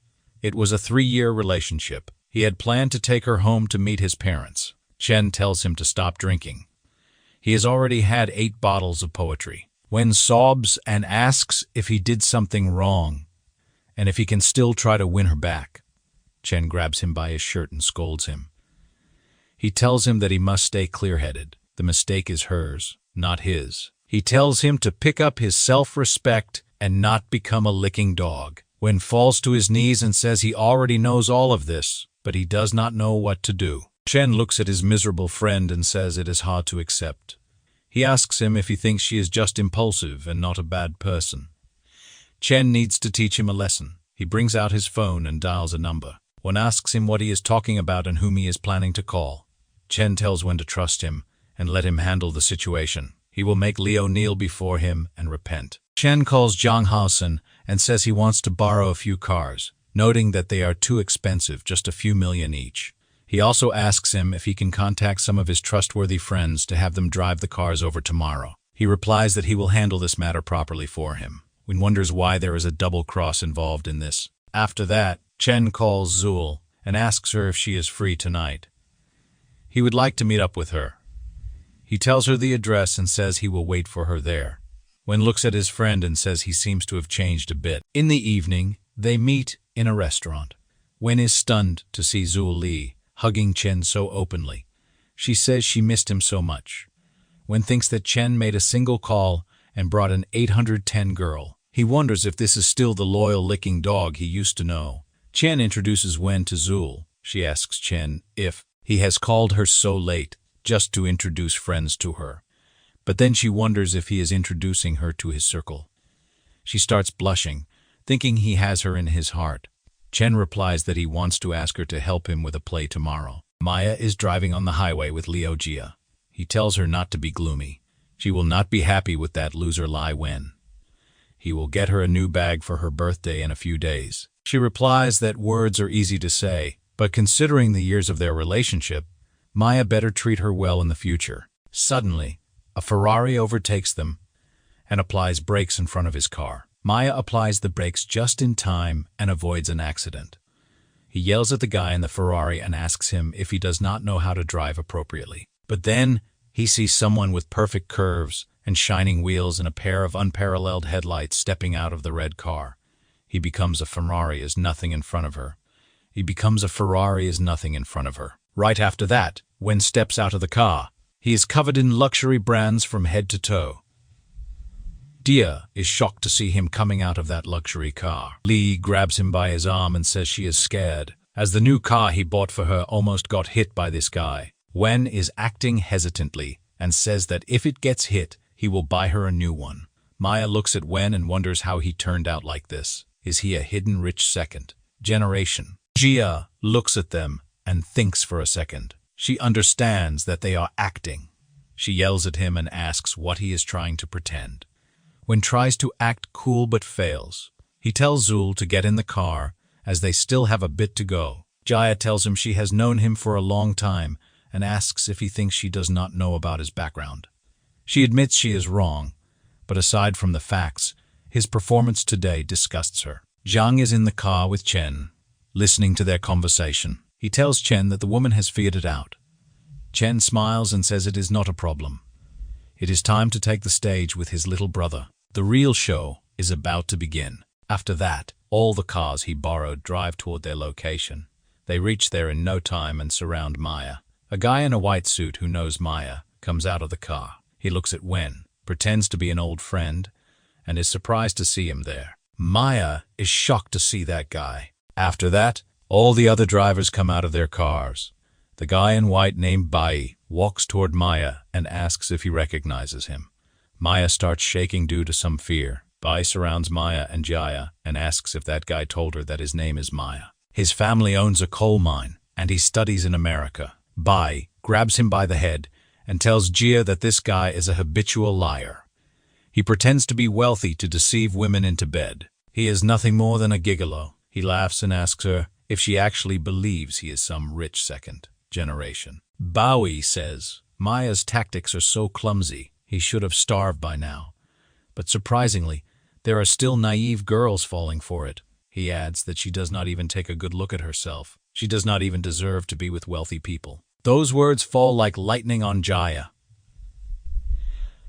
Jia runs to beat Maya with her sandals and says he is worse than a dog and that she will kill him. Maya starts crying and apologizes to her. Seeing this, Wen tells Zul to go from there. Jia grabs him by his leg and tells him not to leave her behind. It is not that she admires vanity, but she is just afraid of being poor. She asks him for another chance, but he walks away saying she should not call him that way. He breaks up with her and tells her not to call him ever again. Maya finds a chance to run away, but Chen comes from the front and asks him where he is planning to slip away. He adds that letting him go is not impossible, but first he must give himself 100 slaps. After that, they all go to a pub to celebrate. Chen thanks everyone for their strong support.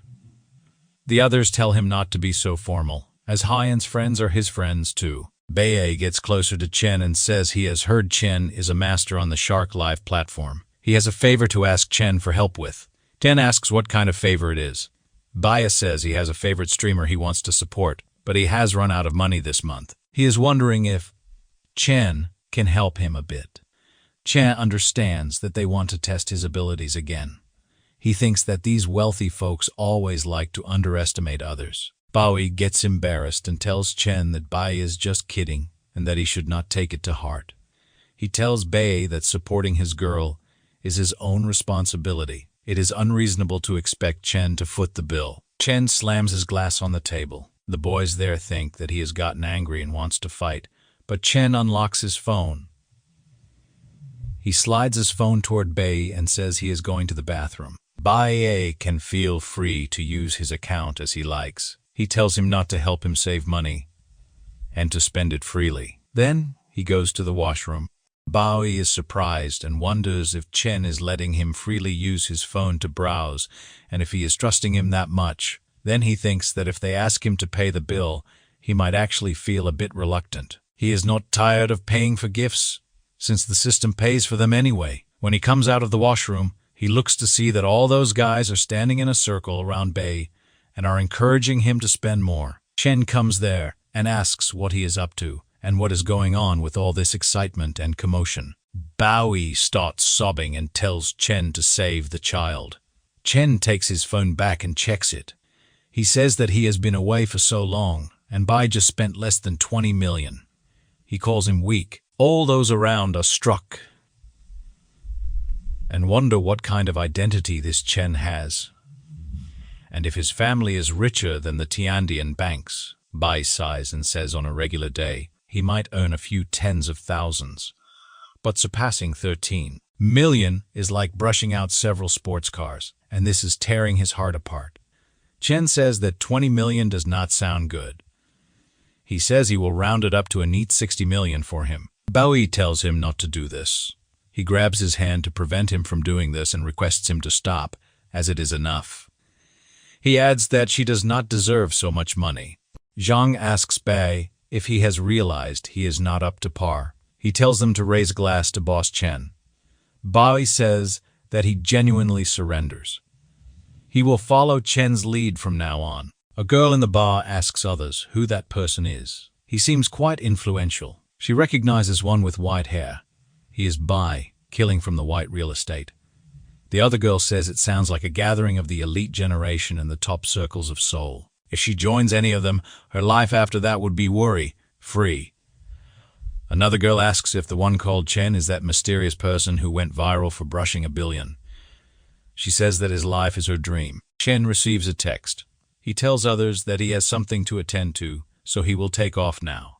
They will plan for another meetup next time. That text is from Zarir. She tells him she is in Seoul now and cannot wait to meet him. He replies that they can meet tomorrow. He laughs and says that after leaving her hanging for so long, it is time to reap a harvest of goodwill. Zarir lands at the airport the next day. She thinks that it is just a meeting. As long as she exudes a little charm, Chen will end up just another catch in her fish pond. Chen looks at the messages he received on his phone from Shatum. She tries to fish him and apologizes for her past mistakes. He deletes the messages and blocks her contact. Zaire asks him what he is looking at. They are having tea at a cafe at the airport. Chen replies that it is nothing. He asks her what she is talking about. She recalls that her boss strictly asked her to capture him, even if she stripped herself naked and sent him to his bed. This time, she thinks it is hateful that he can stay indifferent, even in the face of beauty at her level. She says that Chen is so young and rich that she wonders where he can get a higher position. System peeks at her and tells about her details. Her original name is Zuan, but her professional name is Zaire. She is 26 years old, and her appearance is 78 points. The girl's favorability towards the host is 60 points. Because of the too high favorability, it is unable to bind with her. Chen cringes and wonders if all his money went down the drain. It seems like he needs to lower the favorability first. He starts pretending to be silly and puts his pinky in his nostril. He tells her that she has got him wrong. He has just come here as an unemployed wanderer. Zaire feels embarrassed and asks him if he does not have a job. It seems Chen is probably running his own business or has a company. Otherwise, where does the confidence to spend lavishly come from? He replies that the money he used to buy gifts was from his dad. Now his dad's company has gone bankrupt because of his spending, owing the bank tens of millions. He grabs her hand and says he is meeting her to ask if she can refund some of the money spent on gifts. She feels sick of him suddenly, and her favorability drastically starts falling. She yells at him and asks if he is broke and why he is pretending to be rich here. She has had enough of him throwing attitude at her time and again. She asks him if he is a man. He is a disappointment, asking for money to be refunded. She yells that she must be out of her mind wasting time with a loser like him. She dials someone's number, calls him Lan, and tells him she is at the coffee shop outside the airport. She tells him to hurry up and come pick her up. There is a loser bothering her, and she is scared. Chen looks at her and smirks, thinking he has met practical women in reality. But seeing someone so realistic and shamelessly distorting facts is genuinely a first. After a while, Lan enters the cafe roaring. He asks if he does not know who runs this territory in Seoul as he is harassing his woman in broad daylight. Zeri runs towards him to hug him and says she is so scared that the pervert even grabbed her hand. Lan is surprised to see Chen there. He ignores her and runs towards Chen to shake hands. He asks him why he is here. He tells him that he is Che Lan, who followed Brother Bai to toast him yesterday. Chen replies that he remembers him. Lan says he regretted not having a few more drinks with him yesterday. Unexpectedly, he bumped into him here today. It is on him. He requests Chen to honor Lan by coming. Zaire is stunned to see that Lan is unexpectedly polite to Chen. Lan is a top-tier, rich second generation in Seoul with numerous family industries, well, connected and influential. Lan scolds her and says she is so stupid that she does not know that Chen is his eldest brother. He tells her that Chen has enough money to bury her whole family alive. She wonders if he has such a background. What was he doing a while ago? She realizes he was testing her sincerity, and she missed the opportunity. She thinks she must reclaim the moment. She apologizes to Chen and says she misunderstood him. The system notifies that the dog-licking relationship is successfully bound, and the title's heir will give him 20 strengthening points. Chen takes a sip from his cup, plays relaxed, and says he forgives her. She is young and inexperienced. He was just joking with her. She thanks him and says he is her favorite. Her favorability also increases towards him. Chen thinks that she is indeed a professional anchor. Her favorability will rise like chicken blood as long as she has money. Unfortunately, he will not simply let her go. Lan yells at her that he has boosted her popularity to millions, and he is treating his brother to this foreign soy milk. He tells Chen that they should make today an unexpected encounter. He is hosting, and Chen must honor them with his presence. Chen replies that it is not a problem at all. He will show him the respect he deserves. Chen opens his car door for him and makes him sit carefully. Zaire also runs to sit with him. She grabs his arm inside the car and keeps her chest close. She asks him if he is still angry with her. He replies that she is worrying for nothing. He looks at his screen. She wonders why he is using the Shark Live app. Anchors live stream and sends her multiple gifts. She is shocked to see him. Chen keeps tapping the gift icon and almost sends 3,000 gifts. Even the host of that live stream feels stunned and falls unconscious. Zaire is stunned as it is her first time seeing someone receive gifts this quickly. She worries that the money should have been hers if she had seized the opportunity. She understands that this man is playing with her. However, the way he spends money is really good for her. She thinks that if his fingers were not tapping the screen, it might be hitting her body. Her favorability towards him increases unimaginably. Lan brings Chen to the most famous private restaurant in Seoul. It's called Black Pearl, and it is a 3-star restaurant. Lan says this place operates on a members-only reservation system, ensuring high privacy. But the most renowned aspects of this restaurant are its 3 main highlights. Chen says that one is the outstanding food, the other is the unique scenery, and asks, what about the third one? Lan says that Chen is genuinely experienced. He got the first two right. The third highlight is the boss's daughter, Xiao Yuki. Xiao is sitting there playing an instrument. When she looks at Chen, he's also shaken up to see her there. Xiao glances at Zer holding his arm, and her favorability for him decreases by 5 points. She gets furious and breaks her musical instrument. Her eyes tear up and she runs away from there. He is worried now as Xiao's side was so close to staging a counterattack. He wonders if it is going to overturn at a critical moment. He chases after her and catches her in the corridor. She yells at him that he toys with her emotions and asks him to let her go. Chen thinks that if this continues, the sensitivity will be lost. He has no choice but to risk it. He plays the victim and asks her if she has watched the 4. She cries and asks why he is bringing up movies when she is talking about her affair. He replies that he is the tomato tycoon. He lights a cigarette, takes a puff, and exhales them. Smoke in the air as he wants to show himself as a victim of unbearable life and responsibilities. He tells her that she should know about his extraordinary family background. She must be wondering why he has been content with a mundane life. He says that in the secluded family he belongs to, there is an unwritten rule that once the heir turns 18, they must spend 10 billion within a month to inherit the entire 50 billion family fortune. So, he strives to spend the money diligently. He has invested in many projects, engaged in various investments and charitable activities, and participated in various environmental protection initiatives. Girl earlier was a streamer. He tipped to keep spending money. He had to stage a little drama. He grabs Xiao's hand and says this matter is known only to her. He does not expect her understanding. It is just that this secret has weighed on him for too long. He bids her goodbye and tells her to take care of herself. Then he leaves her there and walks away. Xiao thinks that she must have been causing unnecessary trouble. He has been working so hard contemplating the inheritance of the family fortune. She cannot believe she doubted him. She runs after him and hugs him from behind. She says she does not want to say goodbye and asks him not to leave her. It is her mistake to accuse him wrongly. She thinks he genuinely cares about her. If he reveals secrets like the family inheritance, her favorability level increases. Her current level is 92. They both return to the others with smiles on their faces. Xiao tells them that they do not need to apologize. Her mood was off earlier, affecting everyone's meal. Chen is her friend too, so she will cover this meal. Lan is impressed by Chen to see that it only took him 5 minutes to sort it out. Zaire is jealous and thinks that Xiao is acting all high and mighty, making it seem like she is the main consort, but it is still unclear who will end up with the upper hand. She asks Chen who that sister is, as he has not introduced her to them yet. Xiao tells her not to call him brother. He is probably younger than her considering her age. Lan looks at both ladies and says it is not a battle on the same level.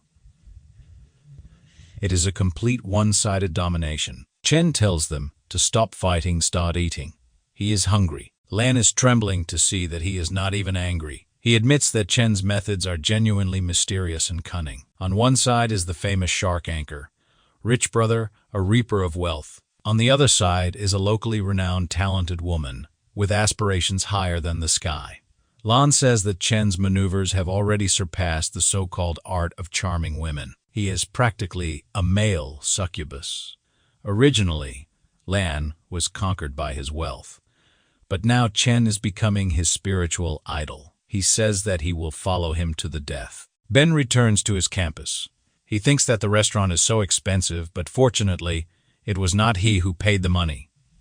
Suddenly, he remembers to check the current progress of his strategy. He looks at the profile of Zaire and Xiao and finds that the favorability levels are already relatively high. He wonders if it is time to push for more progress aggressively. Suddenly he sees another profile and wonders who this is. He looks at the picture and recalls that she is Young's girlfriend. Initially, it was only a 25-point favorability level, but now it is 76. He has not seen an increase this much in a few days. He wonders if his charm is that impressive. While he is busy checking the progress, his roommates run somewhere. One says that he has heard someone confessing to a girl downstairs. The other laughs and asks if it is a pure love warrior charging into battle for love. Chen hears these words and finds them attractive. Someone outside the hostile buildings is confessing his love to his lover in a fancy way. He also sings a song for her. It is young. He tells his girlfriend that he was wrong. He should not have been mean to her and should not have treated her with cold violence. He tells her to think about their beautiful past and give him another chance. His girlfriend, Xing, finds this offensive. Chen also comes there to see that and is surprised to see Yang, who is rehearsing for the ex-lover drama here. Jing looks at Chen and runs towards him, completely ignoring Yang Gong. He cries and asks her where she is going. She asks Chen if his anime is Chen Yuan. She is happy after finally finding him. Today is her lucky day. She forwards her mobile and asks him if she can add him on WeChat. She begs him not to reject her. The crowd wonders what is happening there and why there is another guy. They say that it hurts to see Yang Gong losing. Yang Gong is furious. Instead, he asks why it is Chen Yuan. He refuses to accept it. Jing has disappointed him so much. Chen looks at him and asks him if he senses frustration. He finds it incomprehensible and feels that Jan is inconsistent. Yang asks him what he means by that and why he still humiliates him. Chen tells him honestly that he has always envied Yang, with his handsome appearance and athletic prowess, effortlessly winning the hearts of the opposite sex. He seems to take girls' love for granted, but when he realizes he has lost that aura, he panics. His mind is filled with a desire for victory and success. Yet, he overlooks his girlfriend's feelings. Yang Gong pushed her away bit by bit with his own hands. At this point, playing the pitiful card to seek reconciliation, he must feel like he has become a clown. Yang grabs his head and starts crying. He admits that he is wrong and the one to blame. The crowd is stunned to find that this is not a case of a third party intervening. Cold violence is indeed beneath dignity. When they were together, there was no consideration or kindness. What's the use of trying to salvage things now? Jing is emotional to see that he understands her. Her favorability increases to 91 points. Uzopi is also in the crowd and wonders about Chen's relationship with that girl. He turns to tell Xiao. He enters the room and yells that Chen is cheating on her. She almost gets scared by his sudden entrance. She tells him that he must stop messing around. Anyone can cheat, but Chen Yuan cannot. It is impossible. He replies that there is a girl downstairs confessing to Chen Yuan. They were exchanging meaningful glances. Xiao says that Chen Yuan cannot control others' expression of their feelings. Besides, it does not necessarily mean anything significant. He shows her the news and asks her how she explains this.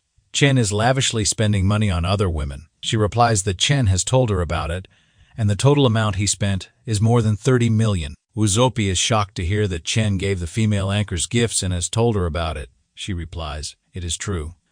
Trust is the foundation of any relationship." She pats his head and tells him never to mind it. He has been single since birth, so he will not understand this kind of telepathy of the heart. After that, she starts singing. Uzopi wonders how such a sensible person ended up acting so foolish. Chen is yawning as he is feeling sleepy. His friend, China, asks him to focus and asks, "Who gets sleepy during a murder mystery game?" Chen replies that he did not want to come in the first place. He begged him to come here. Those girls there ask how or why he is being so loud. He might scare Chen Yuan. They just enjoy watching Chen Yuan sleep. One of them asks him if he has some time for her tonight. The other says that Chen seems tired and asks if he wants her to buy him a hazelnut tea. Taya tells him that if he does not come, these girls will not come either. A handsome guy like him will not understand the struggles of the ordinary guy. Chen points at Shang and asks Taya to explain why she is here. Shang is acting well in the play. She sobs and says she abandoned her childhood sweetheart and ran away with the wealthy man. Then she got killed, but she feels she deserves it. There is no need to look for a culprit. She deserves this punishment. Her classmate tells her to calm down and says they cannot continue playing this way. Tao tells Chen that if Lin Shutong hears that he is around, it is tough for Tao to avoid tagging along. He asks Chen what is wrong with her. He has also heard that she has been seeing a doctor lately. It is related to some health issues. Chen wonders if he went too far.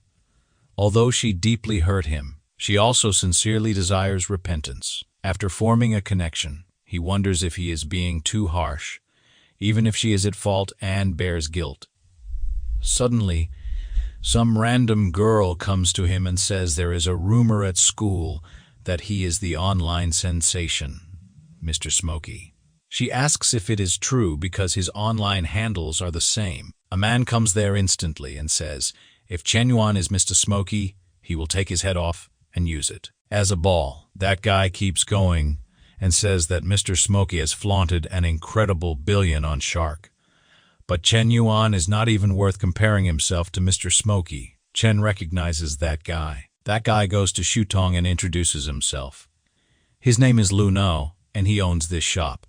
He has noticed her for a while. He asks her if she would like to exchange WeChat contacts. Chen remembers that Lu No was his rival in high school.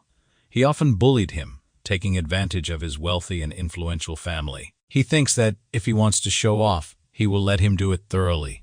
Fortunately, he does not want to be too high profile in front of his classmates. He also wants to give a stress test on someone. Chen moves forward and says he wants to introduce this guy to everyone. This wealthy guy is Lu No, his high school classmate.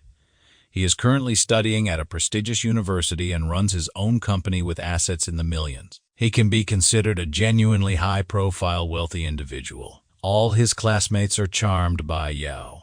As for Chen Yuan, he is not precisely Mr. Smokey. His family recently received some compensation from a demolition, around 3 to 5 million. There has been a misunderstanding. Lu No is surprised that Chen has a few million in family assets. Shutong is shocked to know that Chen is not Mr. Smokey. She thinks that, on one side, there is an elite with assets in the millions. Conversely, someone with some money used to have feelings for her. Her favorability starts to decrease drastically and reaches 15 points. She adds Lu No on her WeChat instantly. Lu No tells Chen Yuan that the world is strange. The girl Chen introduced Edit Yato on WeChat. He whispers in Chen's ear that in the past, hitting him was like beating a dog. Now he can only be stepped on by Yao. Then he tells his waiter that Chen Yuan is his classmate. He has made him very happy today, so the bill for his table is free. Chen puts his hands on his face and laughs hysterically. His classmates wonder what has happened to him. Suddenly he tells them that he is okay. It is just that he suddenly understood some things. He thinks he gave Shutong the opportunity she wanted. But unfortunately, a leopard cannot change its spots. He will not sympathize with her because she does not deserve it. Chen leaves the cafe. Lu No asks him why he is leaving so soon. He tells him they are having a high school reunion tomorrow at Kyushu restaurant. He asks Chen if he is daring enough to come there. He replies that since Lu No has invited him, he will come. At the reunion, Lu No tells everyone to enjoy food and drinks today. He will cover all expenses.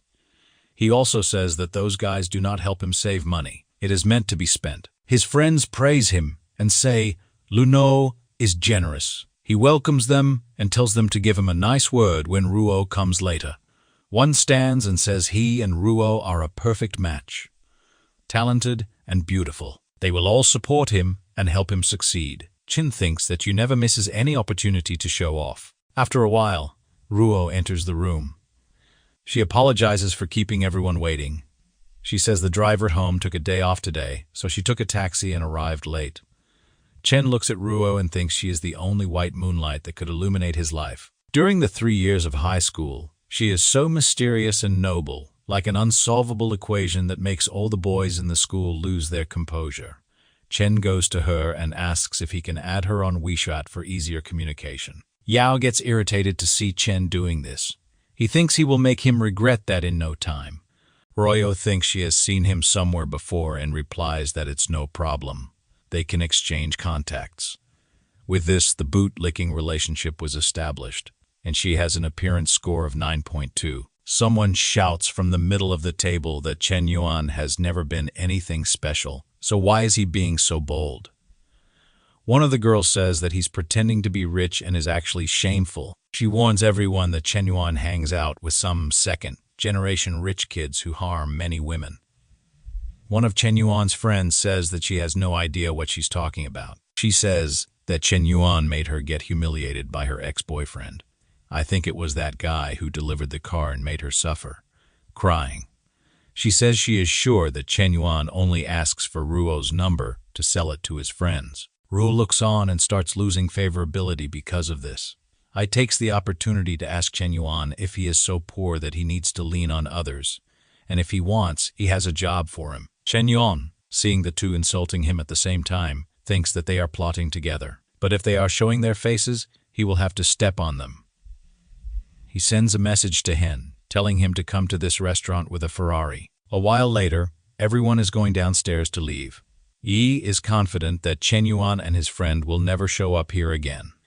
He asks Ruo if she wants him to take her home, but she declines. An attendant approaches Ai, asking him to move his car, and he gets angry. How come he has to move it from the restaurant parking lot? The guy tries to explain that after 9:00 p.m., the restaurant is reserved for VIPs only. I wonders who this so-called VIP is. Sitting in his car, he is impressed. In front of him is a Ferrari, one he has only seen in exhibits costing over 20 million. Suddenly, he sees Zhang Hosen getting out of the car and recognizes him. He starts sweating and feels embarrassed because he has heard how important this guy is. But then, Chen Yuan greets Hosen, who smiles. He thanks Hosen for bringing his car, and Hosen says it's always good to help the boss. Ai is in disbelief, wondering, wait a minute, this car belongs to Chen Yuan. People start questioning if Chen Yuan is really that rich, and the girls say that the one girl had lied, claiming he needed others. Ruo immediately realizes that this girl and Ai are trying to tarnish Chen Yuan's reputation. However, despite being humiliated, he didn't bother defending himself against these people. She finds this quite interesting, and her favorability rises by 20 points. Seeing this, the rascal smiles and asks her if he could have the honor of escorting her home. She agrees. The class is now all in love with Chen Yuan, and his friends take the chance to poke fun at him. I will image photos of a busy avenue, copy, and paste them inside. Ruo feels a bit uneasy. Perhaps she was too hasty in getting into this car. Chen Yuan tells her that he has been paying attention to the pendant on her bag. It's a diet. She is impressed that he recognizes it. It's a character from a Chinese cartoon. He tells her that he loves watching that series and seeing the transformations. And she says she has always liked it too. She glances at him, feeling a bit embarrassed and smiling, while he thinks she's very cute. Perhaps her cold attitude is just a protective measure. Seeing her beautiful face makes it irresistible to want to protect her. The boy didn't last 3 words. He says he is experiencing the feeling of love for the first time in his life. At her house, he makes a gesture representing that, and she thanks him for bringing her home. They stand there like 2 idiots, laughing as he leaves. She says that he is interesting, different from the rich guys. He doesn't try to boss her around and just has fun. She then enters her house and is immediately scolded by her mother, who wants to know how the blind date her mother set up went. She must remember that her father's business is at a crucial moment, and they have no choice. However, Ruo cries, saying she won't marry just to help the company. Her feelings are important. But her mother says it is her duty since everything she eats or wears is paid for by them. If her father's company goes bankrupt, they will all be ruined. The boy from the Han family may not seem that interesting, but the situation is more important than feelings. Crying, she says she understands, and a tear falls on the little doll. Chen Yuan is just watching the group of millionaires when the guy with the car mentions he has some crazy news. Chen Yuan gets curious. Then he finds out that Ruo is going to marry a chubby guy with horrible hair just because of her family's bankruptcy. He starts wondering if he got involved in this whole mess, but remembering her, he questions whether she will really get married. Ever since high school, he couldn't take his eyes off her. No, he won't let this happen. This time he will be decisive and won't let life pass him by like this. A girl with glasses asks if it was Chen Yuan passing by, and the guy says it seems like it was indeed him. Suddenly she stops him, introduces herself as Shen Shu, and asks if he wants to become an internet celebrity. Chen Yuan takes a look at the car and apologizes, saying he's not interested. She responded so quickly that she believes he has already received offers from other companies and decides to try something different. Carrying 3 bags full of content, She starts talking about how their company is huge and extremely competitive in terms of the payment they offer. Besides, he might not know, but on their platform, they have the famous loose cigarette. If he doesn't sign with them, he better be careful not to be hated by the cigarette guy. Chen Yuan gets angry. The damn girl doesn't even know he is the loose cigarette and is here wasting his time. She's in his face while he wonders if she thinks he won't do anything. So he grabs his phone, thinking that since he won't do anything, someone else will do it for him. He goes to the rich kids group and talks about her name and her company, asking if anyone can help and resolve this. She keeps insisting when her boss calls her, ordering her to return to the company immediately or she will be out of a job. Confused, she tells her boss she didn't do anything. Meanwhile, Chen Yuan is just angry with this hand group trying to steal Ruo from him. In the car, the mother says they are just going to meet. She doesn't mean to be so sad. She doesn't mean to be so sad. Besides, this will help a lot with the financial crisis. Suddenly, she receives a message from Chen Yuan asking where she is. She mentions the restaurant, and he says he'll be there to help her. She wonders if Chen Yuan already knows about the blind date. If she were to compare that disgusting hand guy with Chen Yuan, he seems much more attractive. Her father says he has never asked her for anything, so he hopes she will consider things. Everyone in the car stays silent, and she says she understands. The car then stops in front of the luxurious restaurant, and someone comes to guide them.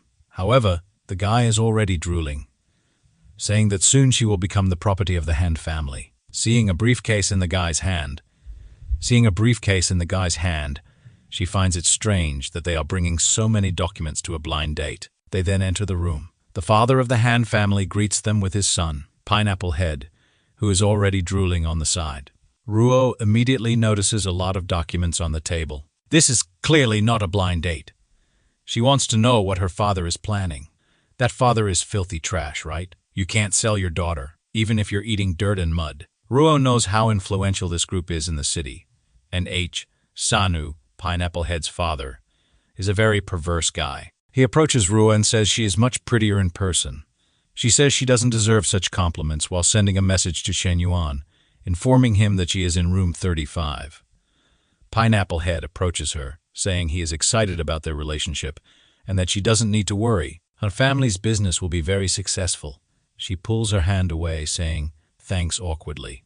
He puts his hand on her back, saying she doesn't need to be polite, and gives her a squeeze, saying they will be family. But she slaps him, asking who said they would become family, and tells him to take his hand off. The worst father she has ever seen argues with her, saying she's being rude. With tears in her eyes, she doesn't have much to say. Her father turns to Sanu and says that his daughter is very young and doesn't know what's best for her, but they can take a look at the contract. A man arrives and begins to explain all the details. They will buy 20 of her father's company for 100 million, on the condition that she marries Pineapple Head. However, this money will be invested in stocks they control, and they will only be able to access the 100 million once she gives birth to a child with Pineapple Head. She is shocked and immediately grabs the document, asking if they are seriously talking about having a child in this. She cries, looking at her father, asking if he really brought her there to sell her this way. Her mother tells her to calm down, but she refuses.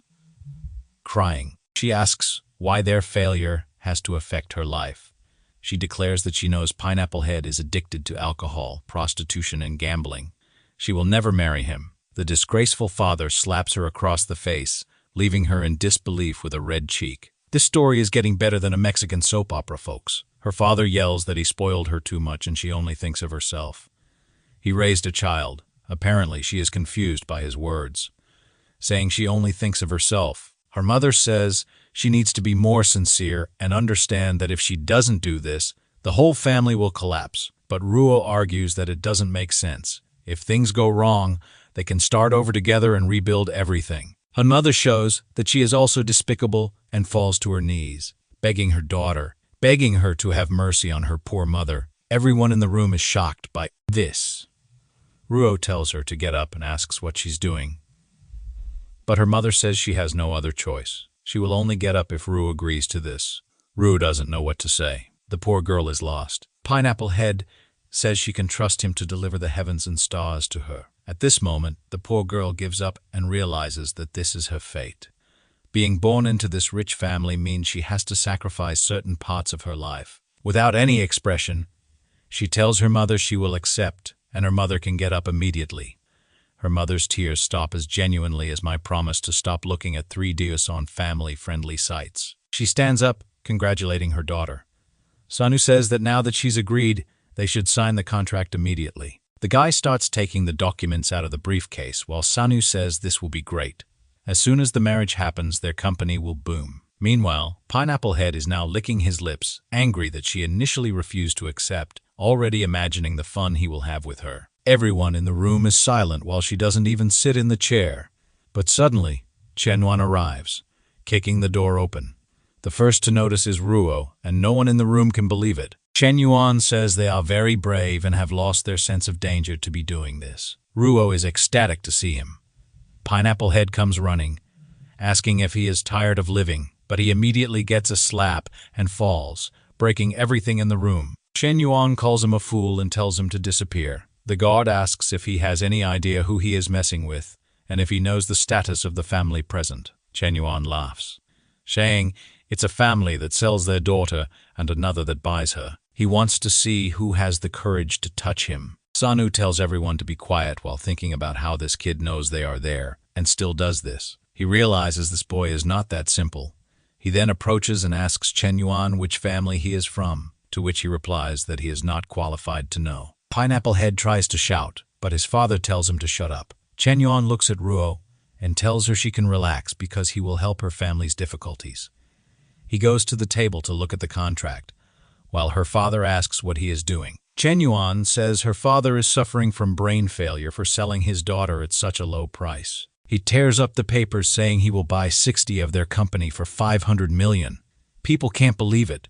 500 million. Sanu starts sweating, realizing that for someone to spend 500 million like that, their family must be worth at least 10 billion. However, he can't figure out where this kid came from, even though he knows all the families around here. Ruo's father gets excited about such a large sum of money.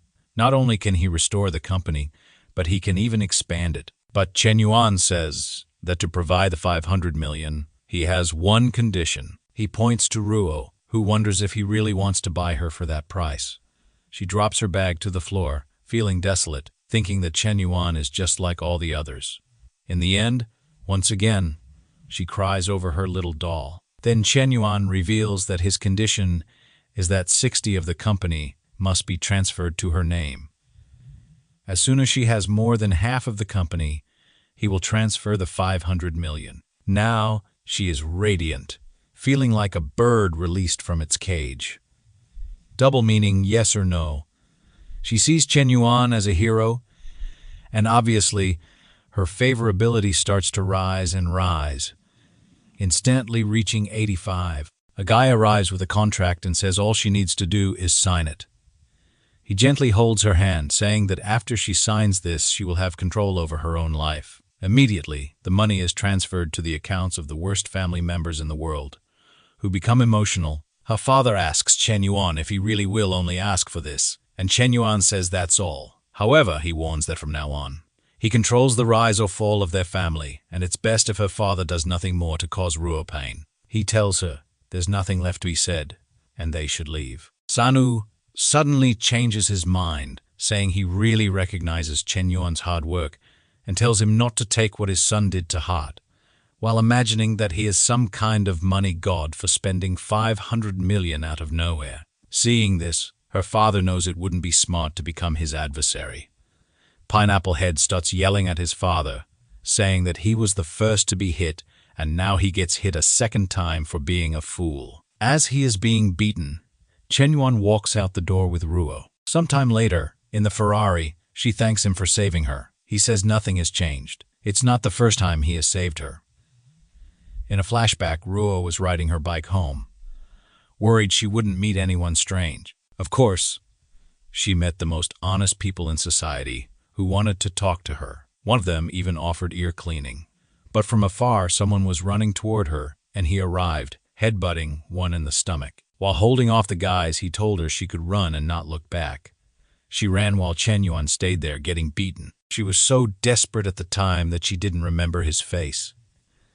Later, she returned with the police to the same place, but the boy was already gone. Crying her eyes out, she says she never imagined she would find the person who saved her. Once she gets all excited, saying she never expected it would be him. Another 10 favorability points are added.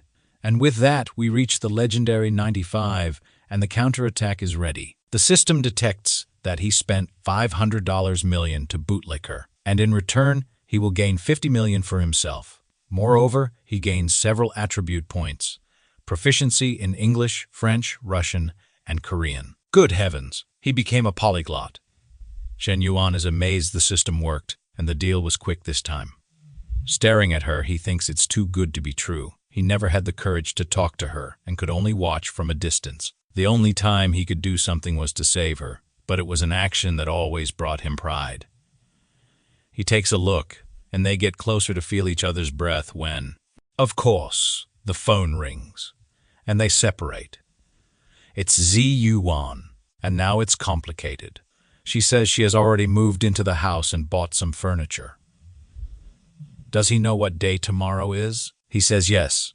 Tomorrow is her birthday, and he has already bought several presents.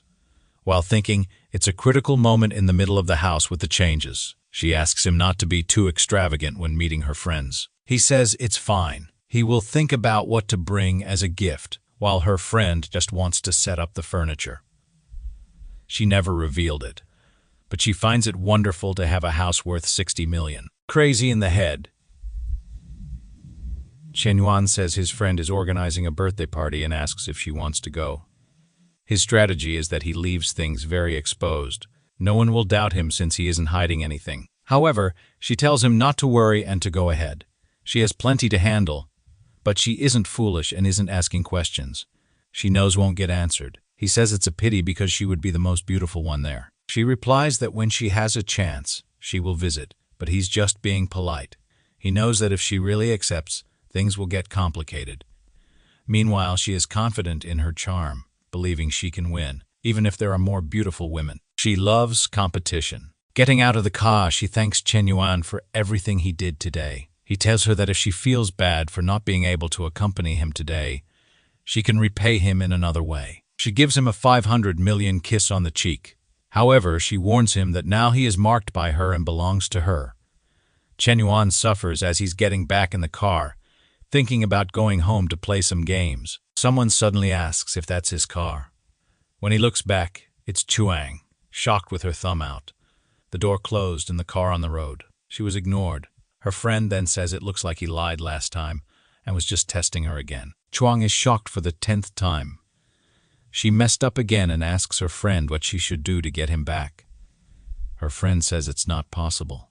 She missed her chance, but maybe she can. Chuang is stunned. She gets angry,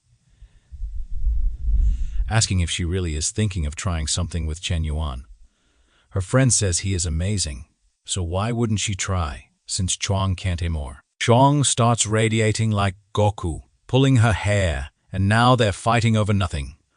Our boy just closed the door. They're fighting, getting uglier and uglier, lying on the ground with everyone recording. A while later, she is desolate, having lost the man, and her friend can keep improving. The distance between them keeps growing, and this way, she has no more chance. Suddenly, someone tells her to stop crying. It's Shen Shu from Dreamin', asking if she's interested in becoming an internet celebrity, and that she knows a way to help her get Chen Yuan back. At home, Chen Yuan is just wondering what to give Kiki as a present when, just as he was about to leave his room, one of his friends mentions that Chuang was starting a live stream. In the stream, she talks about everything that happened between her and the top spender on that platform. She tells everyone how their relationship started a long time ago, but after everything they went through together, he didn't want her anymore. Chen Yuan is angry, while his friend is curious if she really was with that rich guy. But our protagonist is already furious. She still wants to play the victim, but he thinks this plan doesn't suit her. There's definitely someone behind it. He then calls one of his friends and asks about who is sponsoring her live stream. Shortly after, he is